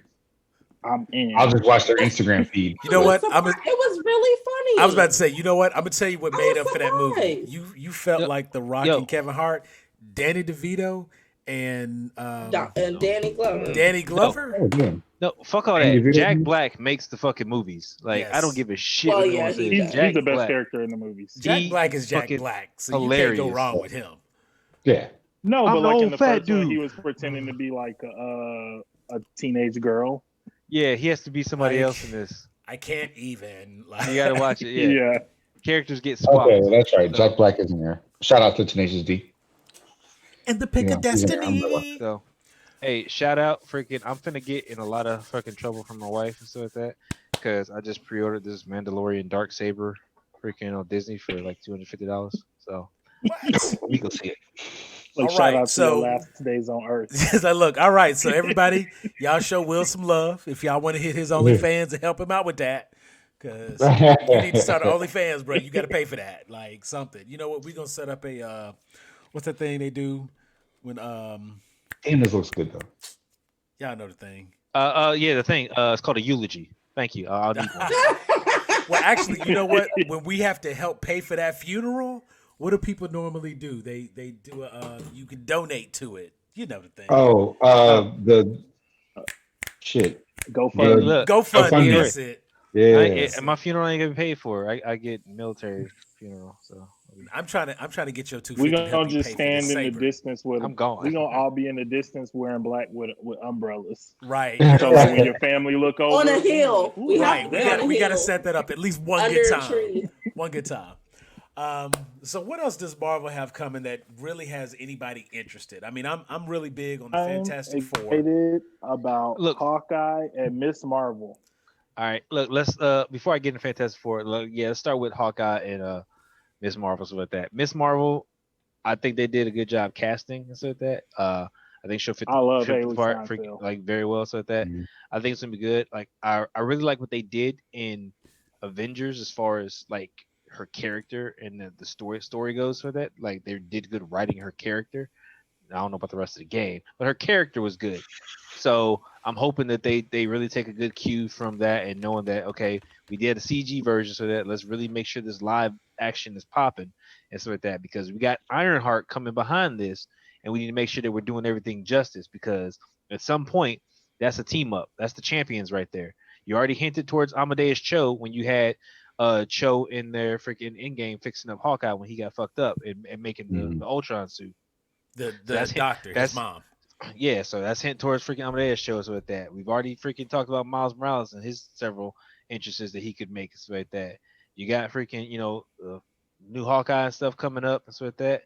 Miss Marvel, Kate Bishop Ironheart character. and stuff like that. Like, look, you're building the young Avengers and the champions right now. Like Mhm. this is it. And so as far as everybody, so they gotta make sure they do these characters justice because I think that this is a lead up. Like you make the show and so with that. They like instead of like going reverse like you did the movies and now Hawkeye's on the show. I think this is them doing the shows and stuff like that, and they're setting up to take it to the big screen and really drop some shit on us because they can just come out and be like, they- bang, Young They should Avengers. just do a team up movie start and just do the team up movie and forget about building any of the characters and then try to shoehorn them in and then 4 years later try to make a remake of that movie. You know? That's not the formula. No, I think they Oh, okay. we figured some good shit out here. So I that mean, they so- go DC that thing. Why the hell not? Let me call Zack Snyder real quick and let him know. They just go DC that thing. Why the hell not? Yeah. So So- my question, and this, I'll just pose it in general. Iman Vellani, who's playing Miss Marvel, Mhm. while she herself has a bit of the look, I don't feel like she looks quite like Miss Marvel. Personally. Versus like when we see the comic, when we see the cartoon, even when we see the video game, I just feel like Miss Marvel, Kamala Khan, is a little browner. Okay. Now, don't get me twisted. And so that I do agree with you on that point. It's about that. Like when because Riri hasn't been cast, correct? Freaking, as far as we know, She has. Oh, she has been cast. She just Okay. got cast, I think. Okay, let me know the She's casting dark because skinned though. okay, that's what I want. Like, there needs to be make sure that hey, there's something so at that. But because she actually has because she's from what Canada too, right? Mm-hmm. But I don't know her. I don't know her full background. That's about that. Like from what I've seen or what I've been able to determine about her, there really is no background. Like there's not a major, like I don't know of another starring role she has. So I don't have anything to base it off of, which, hey, a no name and unnamed, I'm okay with that. I don't have a problem with that part of it. That I don't have a problem with. Maybe it was an age factor, but like the lady who did the voice actress for Kamala Khan from the game. Or maybe she hasn't been. And I just thought she had. Whoops. Dominique Thorne is who's playing Riri. I know I saw it somewhere. Yeah. She was in Beale Street to Talk. Yes, Dominic Thorne. Now Yes. that name I know. That one I'm familiar with. And I mean, and honestly, let me just be clear that it's one of those situations where, yes, her. Just to kind of stay in line with the way this call has gone up to this point,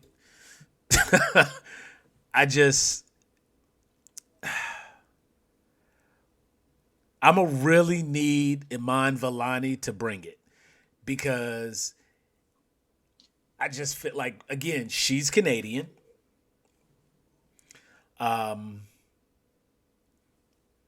She has the right heritage, but she herself. I think that the photo that you saw also is a little like Yeah. The photos. washed out. The 'Cause photo look, is this definitely. like she looks way browner here than like in her like official like headshot that they do. Yeah. And so I think like the thing with photos, a lot of times what you have to realize is white people develop like film and like all sorts. They develop all of the like capturing like software technology and all that. And so it was developed for them. There's like a historical like element of Black and brown people like not looking good in photography because levels are not set and designed in a way where you can easily adjust for people of color, which is why most of the time when like Black people have weddings, we hire Black photographers because they know what they're gonna have to do in Photoshop. I need my to flash. adjust the I need images, my. you know what I mean? I need my flash because otherwise, you need your flash, but you also don't want to be Johnny looking Art School like, over here. right. You don't want to be looking like Will, and then Will will be looking like his wall with the flash. You know what I mean? So you gotta like the depth. A lot of times you like lose it with like certain photographs. Okay. I also think that with what you're talking about, you have to look at like comics and printing and the colors that even though, yes, we are in like a new age where we should be able to print every color under the sun. I can tell you as someone who draws, when I find the right shade of skin tone for different people, I always have to save it in my color palette. I have a whole color palette that's just like skin tones for Black and brown people because it's either sometimes it's too dark. Like look at all them old X-Men cartoons where Storm is just like super, super, super dark brown all the time. And then if she's too small, it's just black. And so I think with like when you look at images of what's drawn in comics, if they were to draw a Pakistani American girl and her be represented as light skinned, the backlash you would get from that, but also just like visually, like just the visual of her being brown, it needs to be colored in a distinct way of you being able to see like this person's like heritage. And so I think that like Pakistani people come in all shades just like most other races. So I'm not really like tripping off of like her skin tone. I'm more just like I think it's more important that she has like the right energy. She has like And that optimism and enthusiasm since that I comes know, with being since we have nothing else, I have nothing else I can go and watch at this time. right. I'm like 100%. I'm giving it a shot. Like I have nothing negative. I like that they at least have the right person cast, that it's not a miscasting. You know, it's not miscast. I don't It's want not to say Scarlett that. Johansson. So, Because I've seen yes. some of the casting for like her family too, and it's like I think beyond like skin tone, like facial features and like So, some of the right like now it's funny you say that. making sure your like facial features are not like this is the most like Caucasian version of a Pakistani Oh yeah, like light skinned person Puerto that we Ricans can and like such. get. Like when they like Yeah. almost curve. Like if I don't get a straight up Yeah. Rosie Perez, I'm Yeah. getting Ricky But I know Martin. Black Poppy. You know what I'm saying? I Like know Black Poppy. so let me I'm gonna share this screen real quick and I'm gonna let you all see this just so you can see because this is another Roberto, I know image. Black Poppy. This is another image. I don't know if this is coming through. Boom. Okay, can you all see that? Yeah. Yeah. Okay, so this is actually like a behind the scenes photo. This is a stunt that takes place, and she's, you know, of course, since she is actually a big fan of Miss Marvel, you know, of Captain Marvel, you see she's got Yep. the little mohawk happening there. This is an ethnic young lady right here. You know what I'm Yes. saying? Like in the face, even under a mask, in the face, I got it. And she's not as light here as she is in the other picture. And that is very similar to what you were saying a moment ago. And you know, I can appreciate that. And with set photos, it's like you're not seeing it with like the actual like camera filters and Color stuff. Because correction. like remember a few years ago there was like that controversy over the young lady who's playing Starfire and Titans, and they're like, ugh, like her dress and her coat looks Yeah. trashy and blah blah blah blah blah. And then you see it in the show, and it's like, yeah, you don't see any of that because it's got the Zack Snyder filter over it, and everything is like super dark. So and a Diop. they do Love her. like the testing that they do Glad they is fixed her very hair. much like when they do screen tests, they do the official lighting, they do the like official, you know, they test it in a way where it's like this is not so that when random Joe like stumbles into the set and then they take a picture, everybody's gonna know what it looks like. This is made so it looks good on camera. Like colors are the certain color, like people are like, oh, that costume color is like off. It's like, well, it's off because they're going to correct it this way with filters, with CGI, with all this stuff after the fact. That's why that's why I never look at like set like sneak peek like photos, because it's like what you're looking at isn't It's not the even finished product. remotely close to like what you're going to see on screen half the time. So it's just like, okay, cool, man. You know what Batman's car looks like. Great. Just So gonna cool, learn us dude. something today. So you teaching? You're gonna learn us something today. We gonna understand, and it's gonna change my whole perception of how I watch movies. Damn it, man!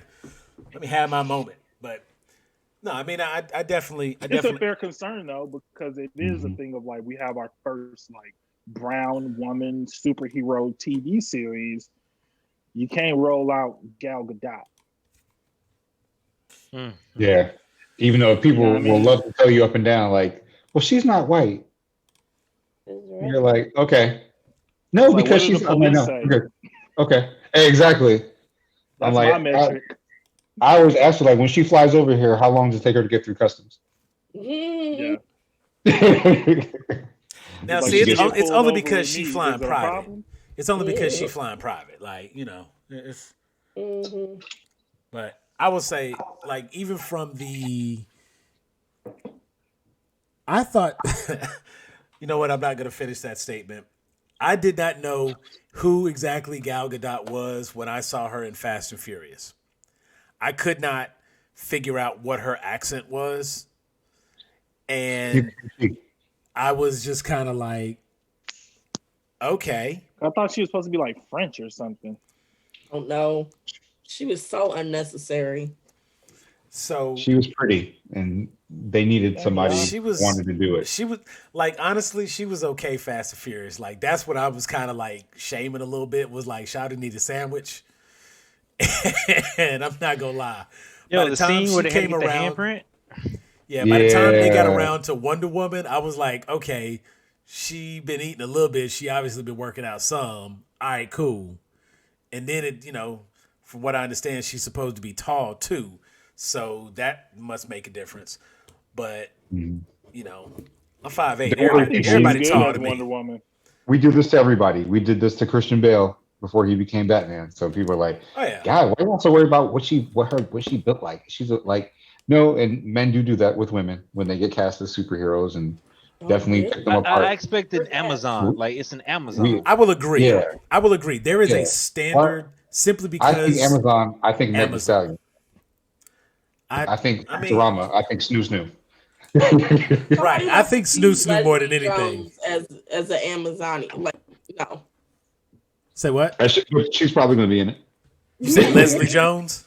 Girl, we need some diversity. What's that girl from Saturday Night Live? She's funny. Bring her in here. She'll fall off a horse or something. It'll be funny. She'll get up, talk some shit, and keep it moving. You know what I'm saying? Like that's how we do it. But I mean, realistically, it's one of those things. Like casting is very important in movies, and you know what I'm saying. It's like if you get the right person. Now, I will say that we've come to understand, and they have shown us that these casting directors don't really just be shooting in the dark. You know what I'm saying? There is a whole science that goes into this shit because they've taken some people and put them in roles, and we was like, what? You got who doing, huh? And then we see it, and we like, yo, they the best person that's ever did such and such, So it's like there's oftentimes something to casting. And it's always easy when you get a big name cast, you know what I'm saying? Because like Jared Leto as Joker? You expect that name to sell on its own. But see, realistically, like even when you talk about Jared Leto as Joker, like big name. The problem with Jared Leto's Joker is not Jared Leto. It's It wasn't. costume design and it's Zack Snyder's vision for the character. Sorry, I promise we will have one episode where I'm on here where I don't talk shit about Zack Snyder. You know what? And but it's okay because I agree with you, Denisha. It deserved more. It is give okay. It like a fair chance Because come March 25th, 2021, we will get to see a more fleshed out version.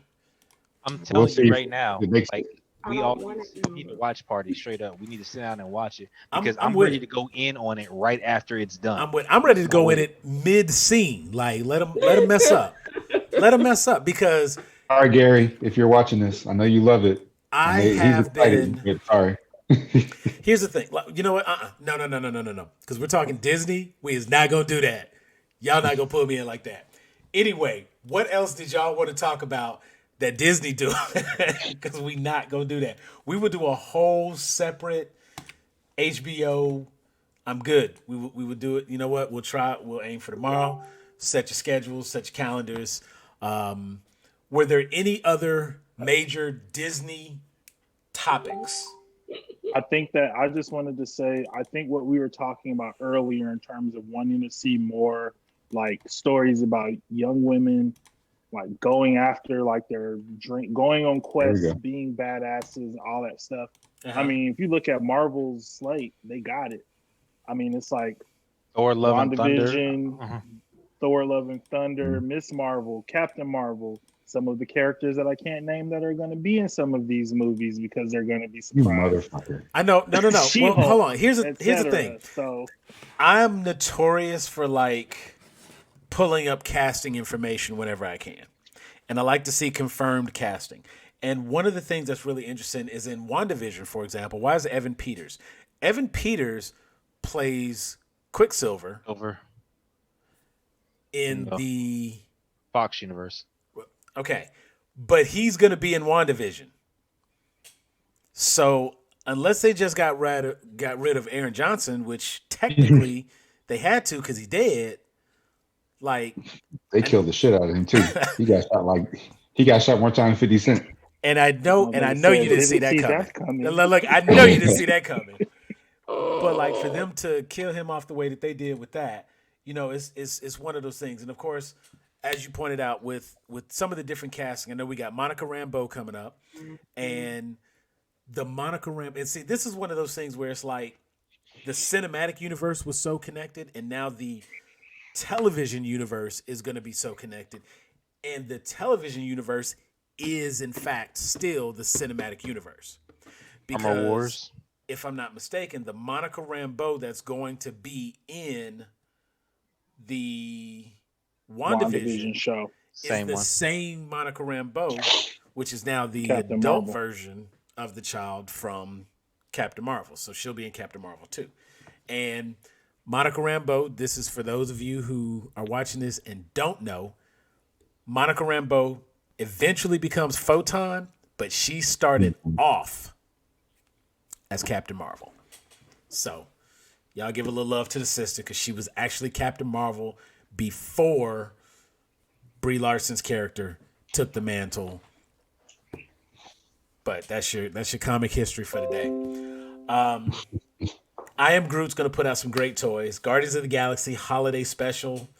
He died. That should be cute. cartoon. Right, that'll be great. It's like this. Some of these calendars are weird because it's like some of this stuff is just like cartoons or like digital shorts. Like the Groot thing is just going to be like cartoon shorts. It's not going to be like a series, a full series or movie or anything. It's like the that. Funko Pop shorts that they do. That's what that. Yeah, Yeah, for like sure. I know that they Or like Ask Forky.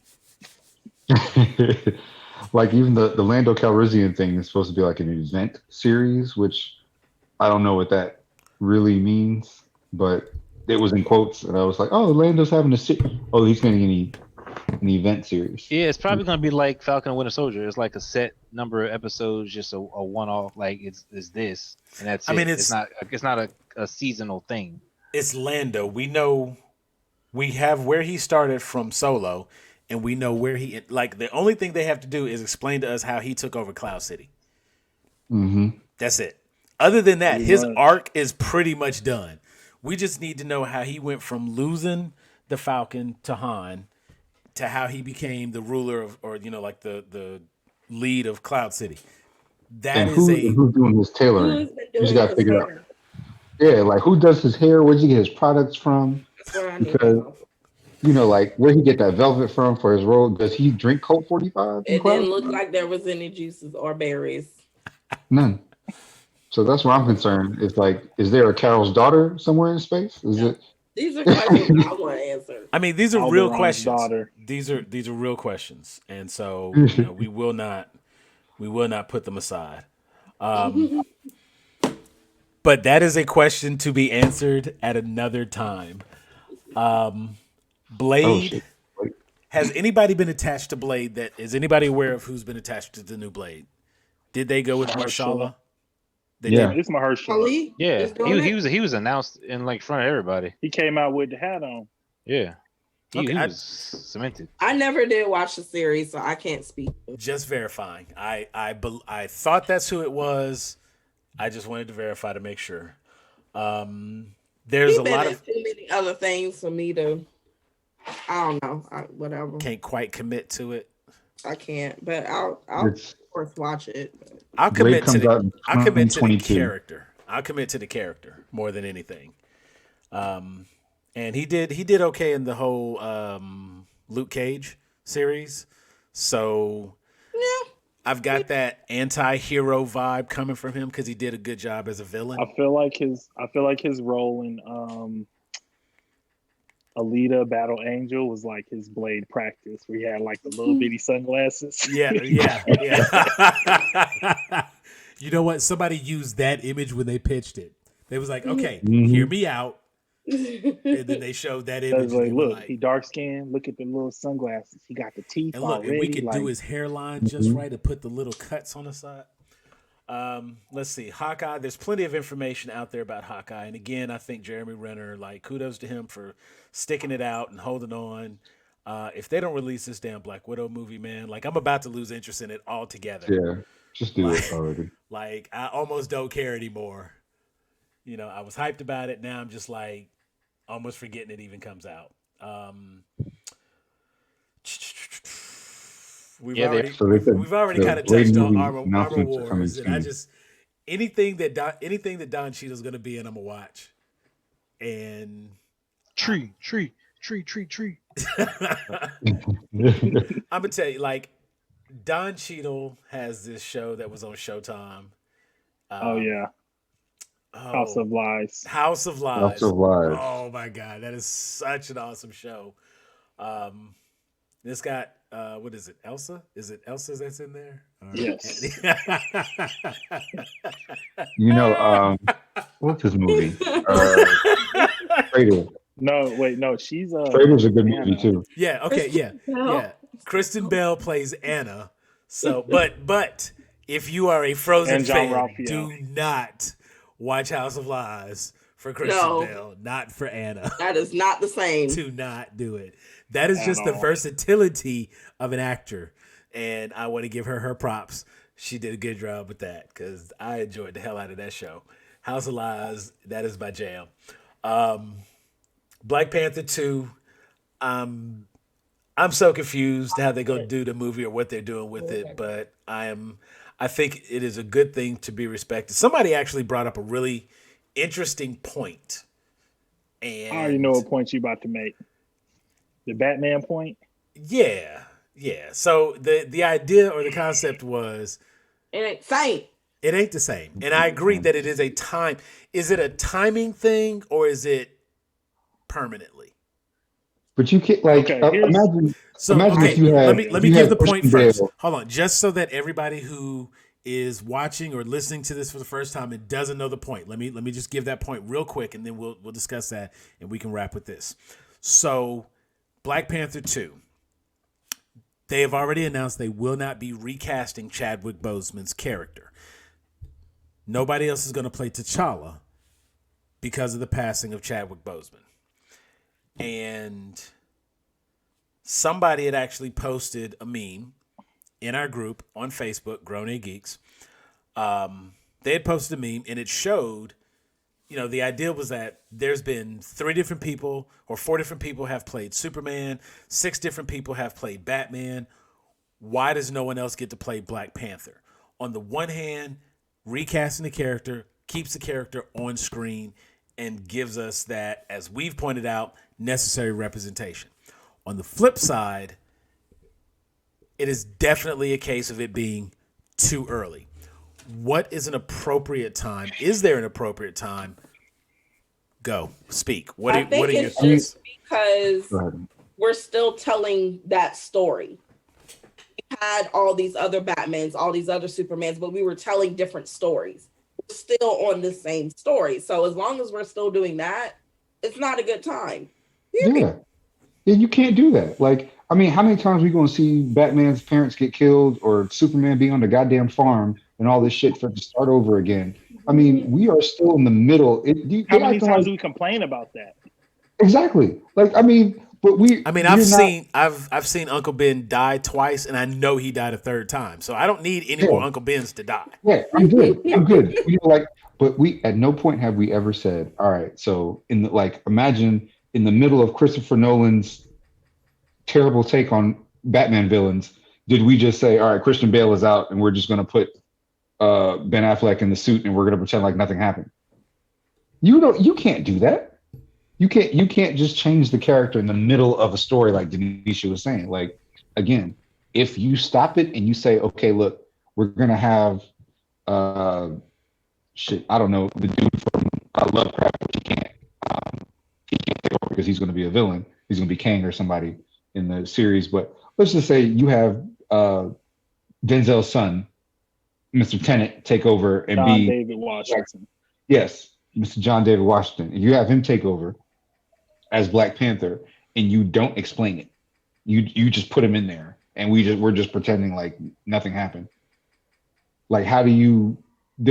We've attached these Marvel characters to that person. Like, once Steve says he's not doing it no more, once Tony says he's not doing it no more, you got to let them die on screen. You got to let them pass the torch. You got to let them give the shield to somebody. You're going to have T'Challa just die in real life, God rest his soul, and then just have John David Washington pop up and be like, hey, I'm Black Panther. I'm, and then everybody's just like, oh, okay, we're going to go along. It doesn't work. Isn't like them changing people in the background in Thor. Mm-hmm. Right. You can't do it. Like, no. Yeah. Once we tell a different story, once we get out of, because you want to have another movie and then keep all the rest of the cast the same, and we're supposed to just like nobody else sees what I see. Yeah, we're gonna see one person. Marvel like, has way too much content. Marvel has way too much content for this. Exactly. Like there's no reason to do and it was terrible. There are still people mad about the second Aunt Viv. Okay, look, who gives a shit? Like Aunt Viv is still bad about the second Aunt Viv. Yeah, and they got a whole special on HBO Max about that shit. But look, and we'll get into that. Wait to do that HBO show. It simply goes is this with that, like with all these characters. I'm saying again, Black Panther has been a mantle. We know T'Challa, stuff like that. But here's the thing about the Black Panther story. There's always been It's literally explained in the story that Black Panther is a mantle that's passed down and it moves. So like that. Batman is Batman. We know Bruce Wayne is Batman. Other people have come in and put on the suit to pretend to be Batman, but it's always been Bruce Wayne. Like that's just kind of locked in. Like it's Bruce Wayne. Black Panther has not been that way. Black Panther has always transitioned as time went on. Yeah, with but now we've already seen a Black Panther. Black Panther was T'Chaka. Yeah, and then it became T'Challa. But you can't have another T'Challa. A small glimpse of that. So you do what you did in Star Wars. Something like that. If you say you can still do certain scenes and stuff like that, freaking with T'Challa to show that maybe he stayed with the mantle of king and passed on the mantle of warrior to either Shuri or M'Baku or whatever the case may be. You can have a small scene as like a tribute to that. They can put his face on that, whatever the case may be, and bam, that's T'Challa. We know it's him. He's remaining king. He just gave out a mission to the new Black Panther, and now we on the way with the new Black Panther to go through things. Continuity is not broken. The story is still told and stuff, and we're still in our same timeline. Like you've got options you can do. Like that again. That's just one option. I can think of probably three. I'm okay with another Black Panther. I'm not okay with another T'Challa. Yeah, exactly. T'Challa can just stay T'Challa. Exactly.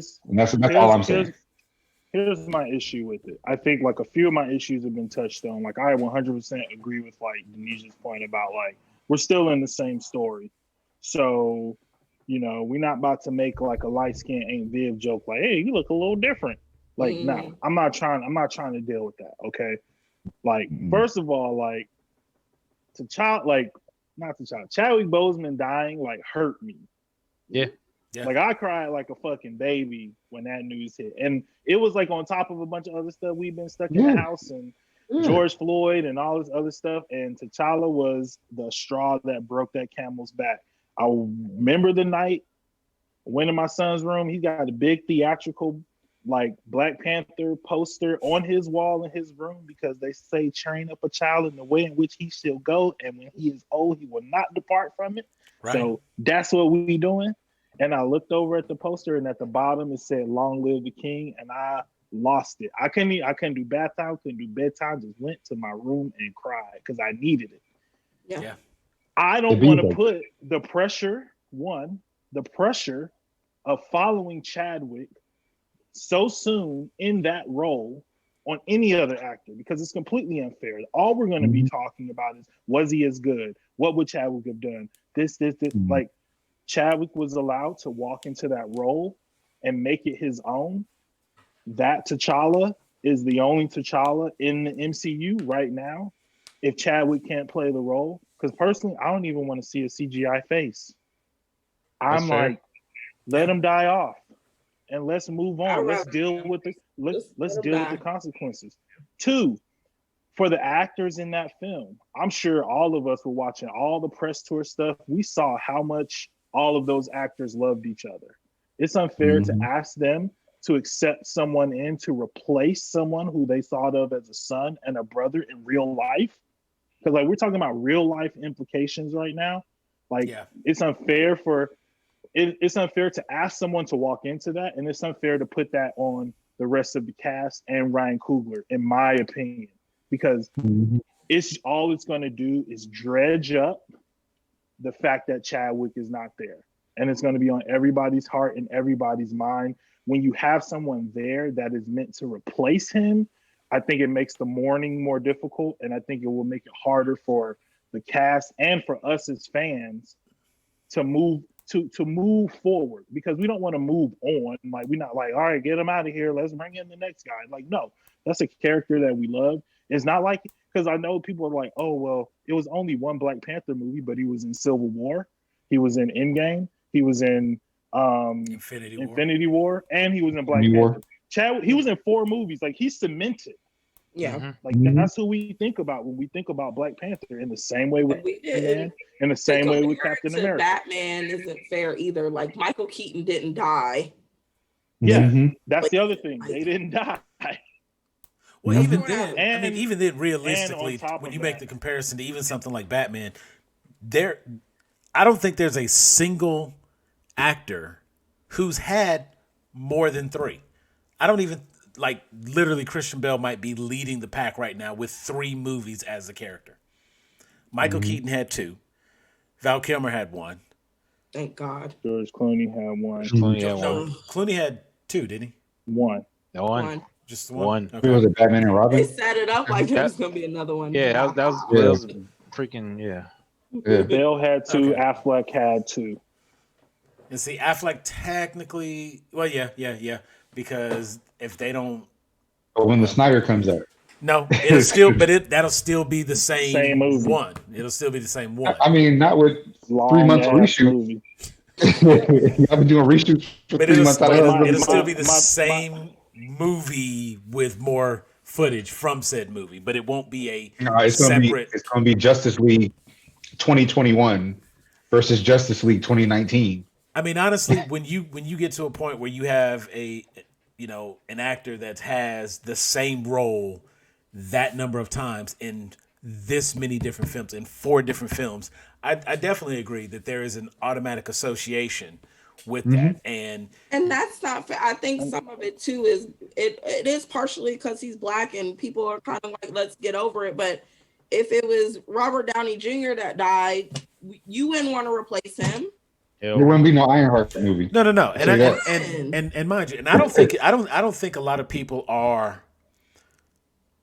The question is, I guess the question that gets posed that I see when I see this question, whenever someone brings it up and they try to make an argument or a conversation for continuing the character, it's not so much about replacing Boseman. That never seems to really be the argument. That is the result, but that doesn't seem to be the argument. The conversation is typically maintaining that representation. And that's all been an argument. And that's what right. And that's my where whole thing too is Black Panther is probably the worst character to make that argument for. If like Iron Man died, yeah, there's been like other Iron Men, Iron People, Iron whatever. Like people getting in the suit. I mean, it's like the War Machine suit. You can be Rhodey. Iron Man suit. And Rhodey had to take over for Iron Man when Tony was an alcoholic, so it wouldn't make sense. Exactly. So rescuers. I mean, like Tony Stark dying kind of is the end of Iron Man. Whereas like Captain America can get, that's a mantle that we've seen passed on, whether people liked it or not or wanted to accept it, whatever, tough fucking cookies. But it is a mantle that got passed on. Black Panther is literally a mantle that has been passed on for centuries in the continuity of the book.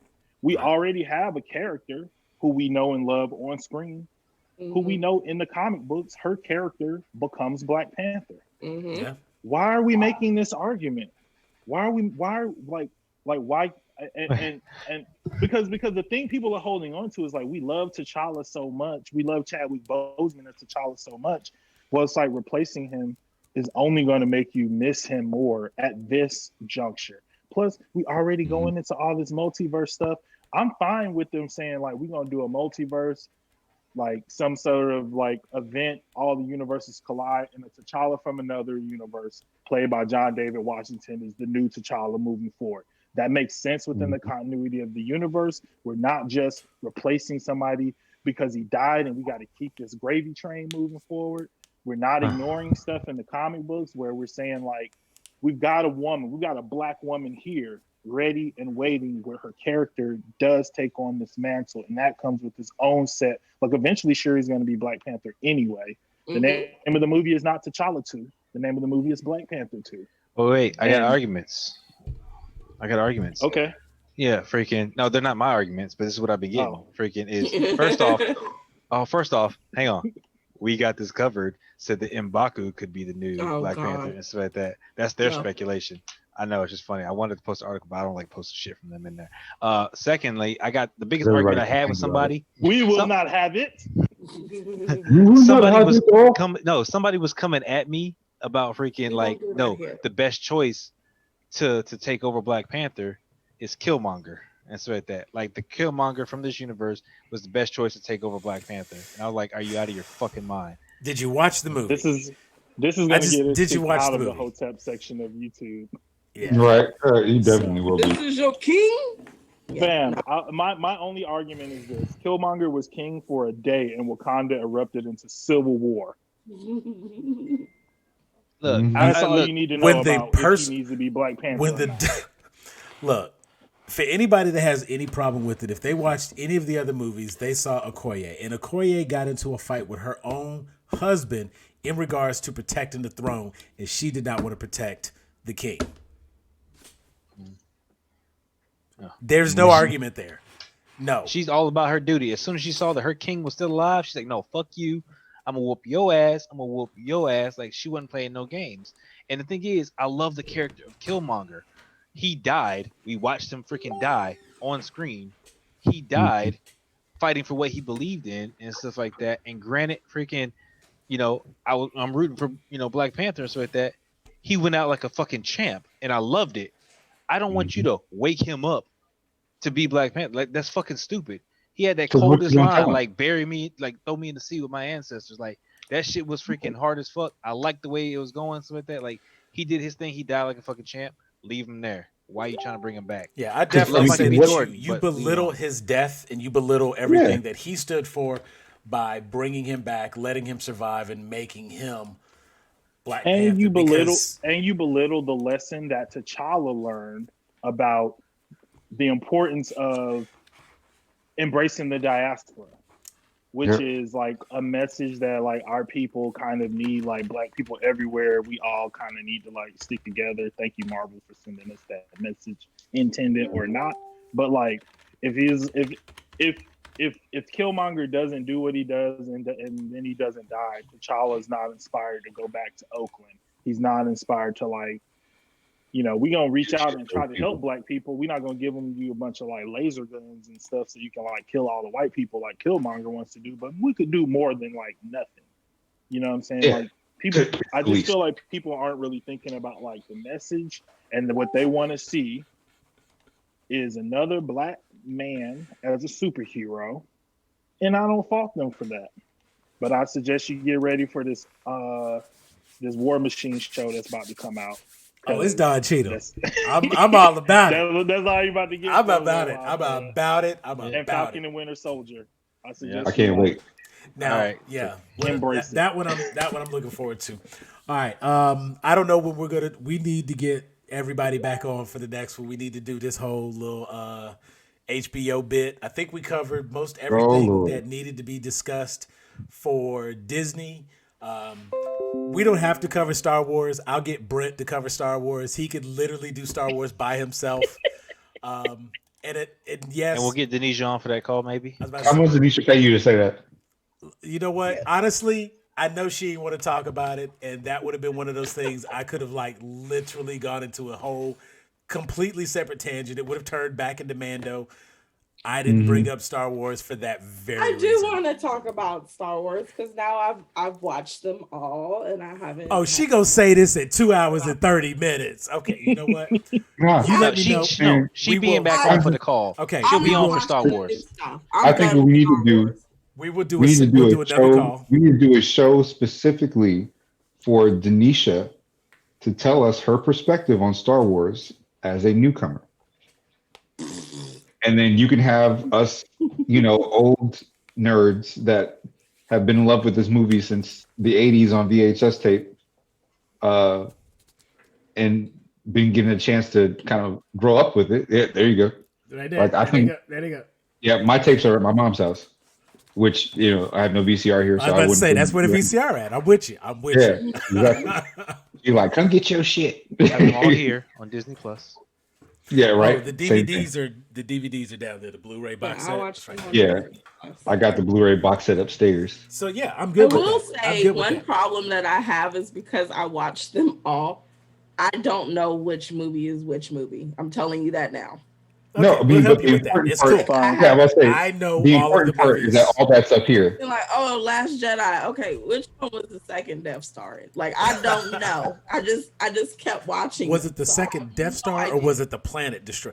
Anyway, we'll see, right. We'll you know what? I'm with that. We will do a separate conversation, and we will cover all of the Disney Lucasfilm stuff. And we have to do a conversation about HBO. And actually, you know what? I'm going to pretend like Will didn't just give us a very clear outline of everything that we have to discuss. Will has already done that, and we will schedule these next calls. Only thing I'm going to ask now, let's add a Denisha-focused Star Wars conversation. Yeah. We're going to put that on the calendar somewhere.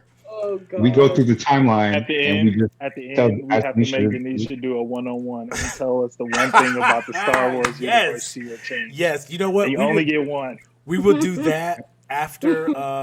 We'll do that after year-end recap. I think year-end recap, and then we can come back and we can let Denisha do her one-on-one Star Wars. And that is it right there. You know what? We didn't even make fun of the fact that Hayden Christensen is back. Yeah, Hayden Christensen is back. So, I wonder if he's better at acting now, or do you think he's talking about failing up? You got Takers. You got Life as a House. There's some options out there, and Takers may not be the best example. He wasn't good in Take. Like what? I said it wasn't the best example. Okay, it's just the only other movie I can think of. What was it? Jumper. There's a reason for that. I love Jumper. But I didn't love it because of his acting in it. I loved it because it was the premise of crazy. The premise was great. Right. Yeah, the premise of it was fantastic. And then of course there's Sam Jackson. Movie was wrong. No, it was terrible. But that was one of the first movies I got on Blu-ray because it was free through work or something. And I watched it like crazy. Whoo, you dating it. That's what effects, baby. All right, so we have been your admins today. This is Grown A Geeks. Make sure to scan the QR code in this corner to get to our Facebook group where you can join, be a part of these types of conversations we have all the time. QR code over in that corner will give you the YouTube page. Make sure to find us, of course, on your favorite podcast service where we will have this video loaded for you at some point. We thank you for watching this. Please leave all your comments and let us know what you think. Were you interested in any of the Disney shows that are coming up? Maybe you have some feelings about the different princesses in the world. Do you know anything more about Turning Red? Let us know. Are you a Red Panda fan? Are you a fan of the Red Panda? Is Luca your thing? Is there something specific with Disney? Maybe one of those live actions. Are you a big Cruella fan? Leave your comments down below. And let us know what you think. But we thank you for staying with us this long. We hope you've enjoyed this, and we are going to get with you later. Y'all have a great night. Peace. Peace out.